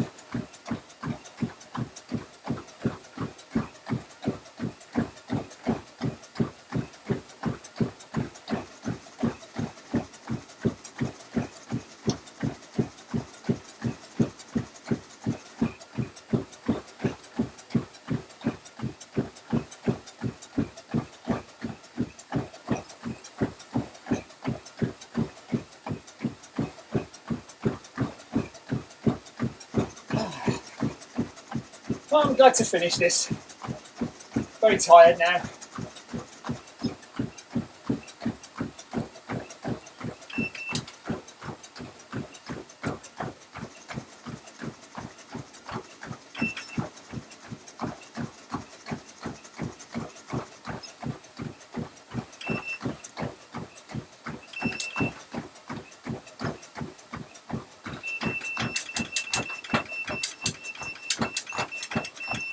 Let's just quickly check units. 26.23. Shall I give myself a ride on from my wife? Okay. Oh. Stop. Stop. Okay, guys. Oh dear. Why has it changed to somebody else again now? Rubbish.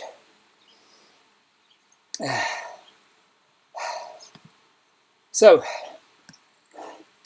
that is, I think, the first streamed live marathon run on Zwift.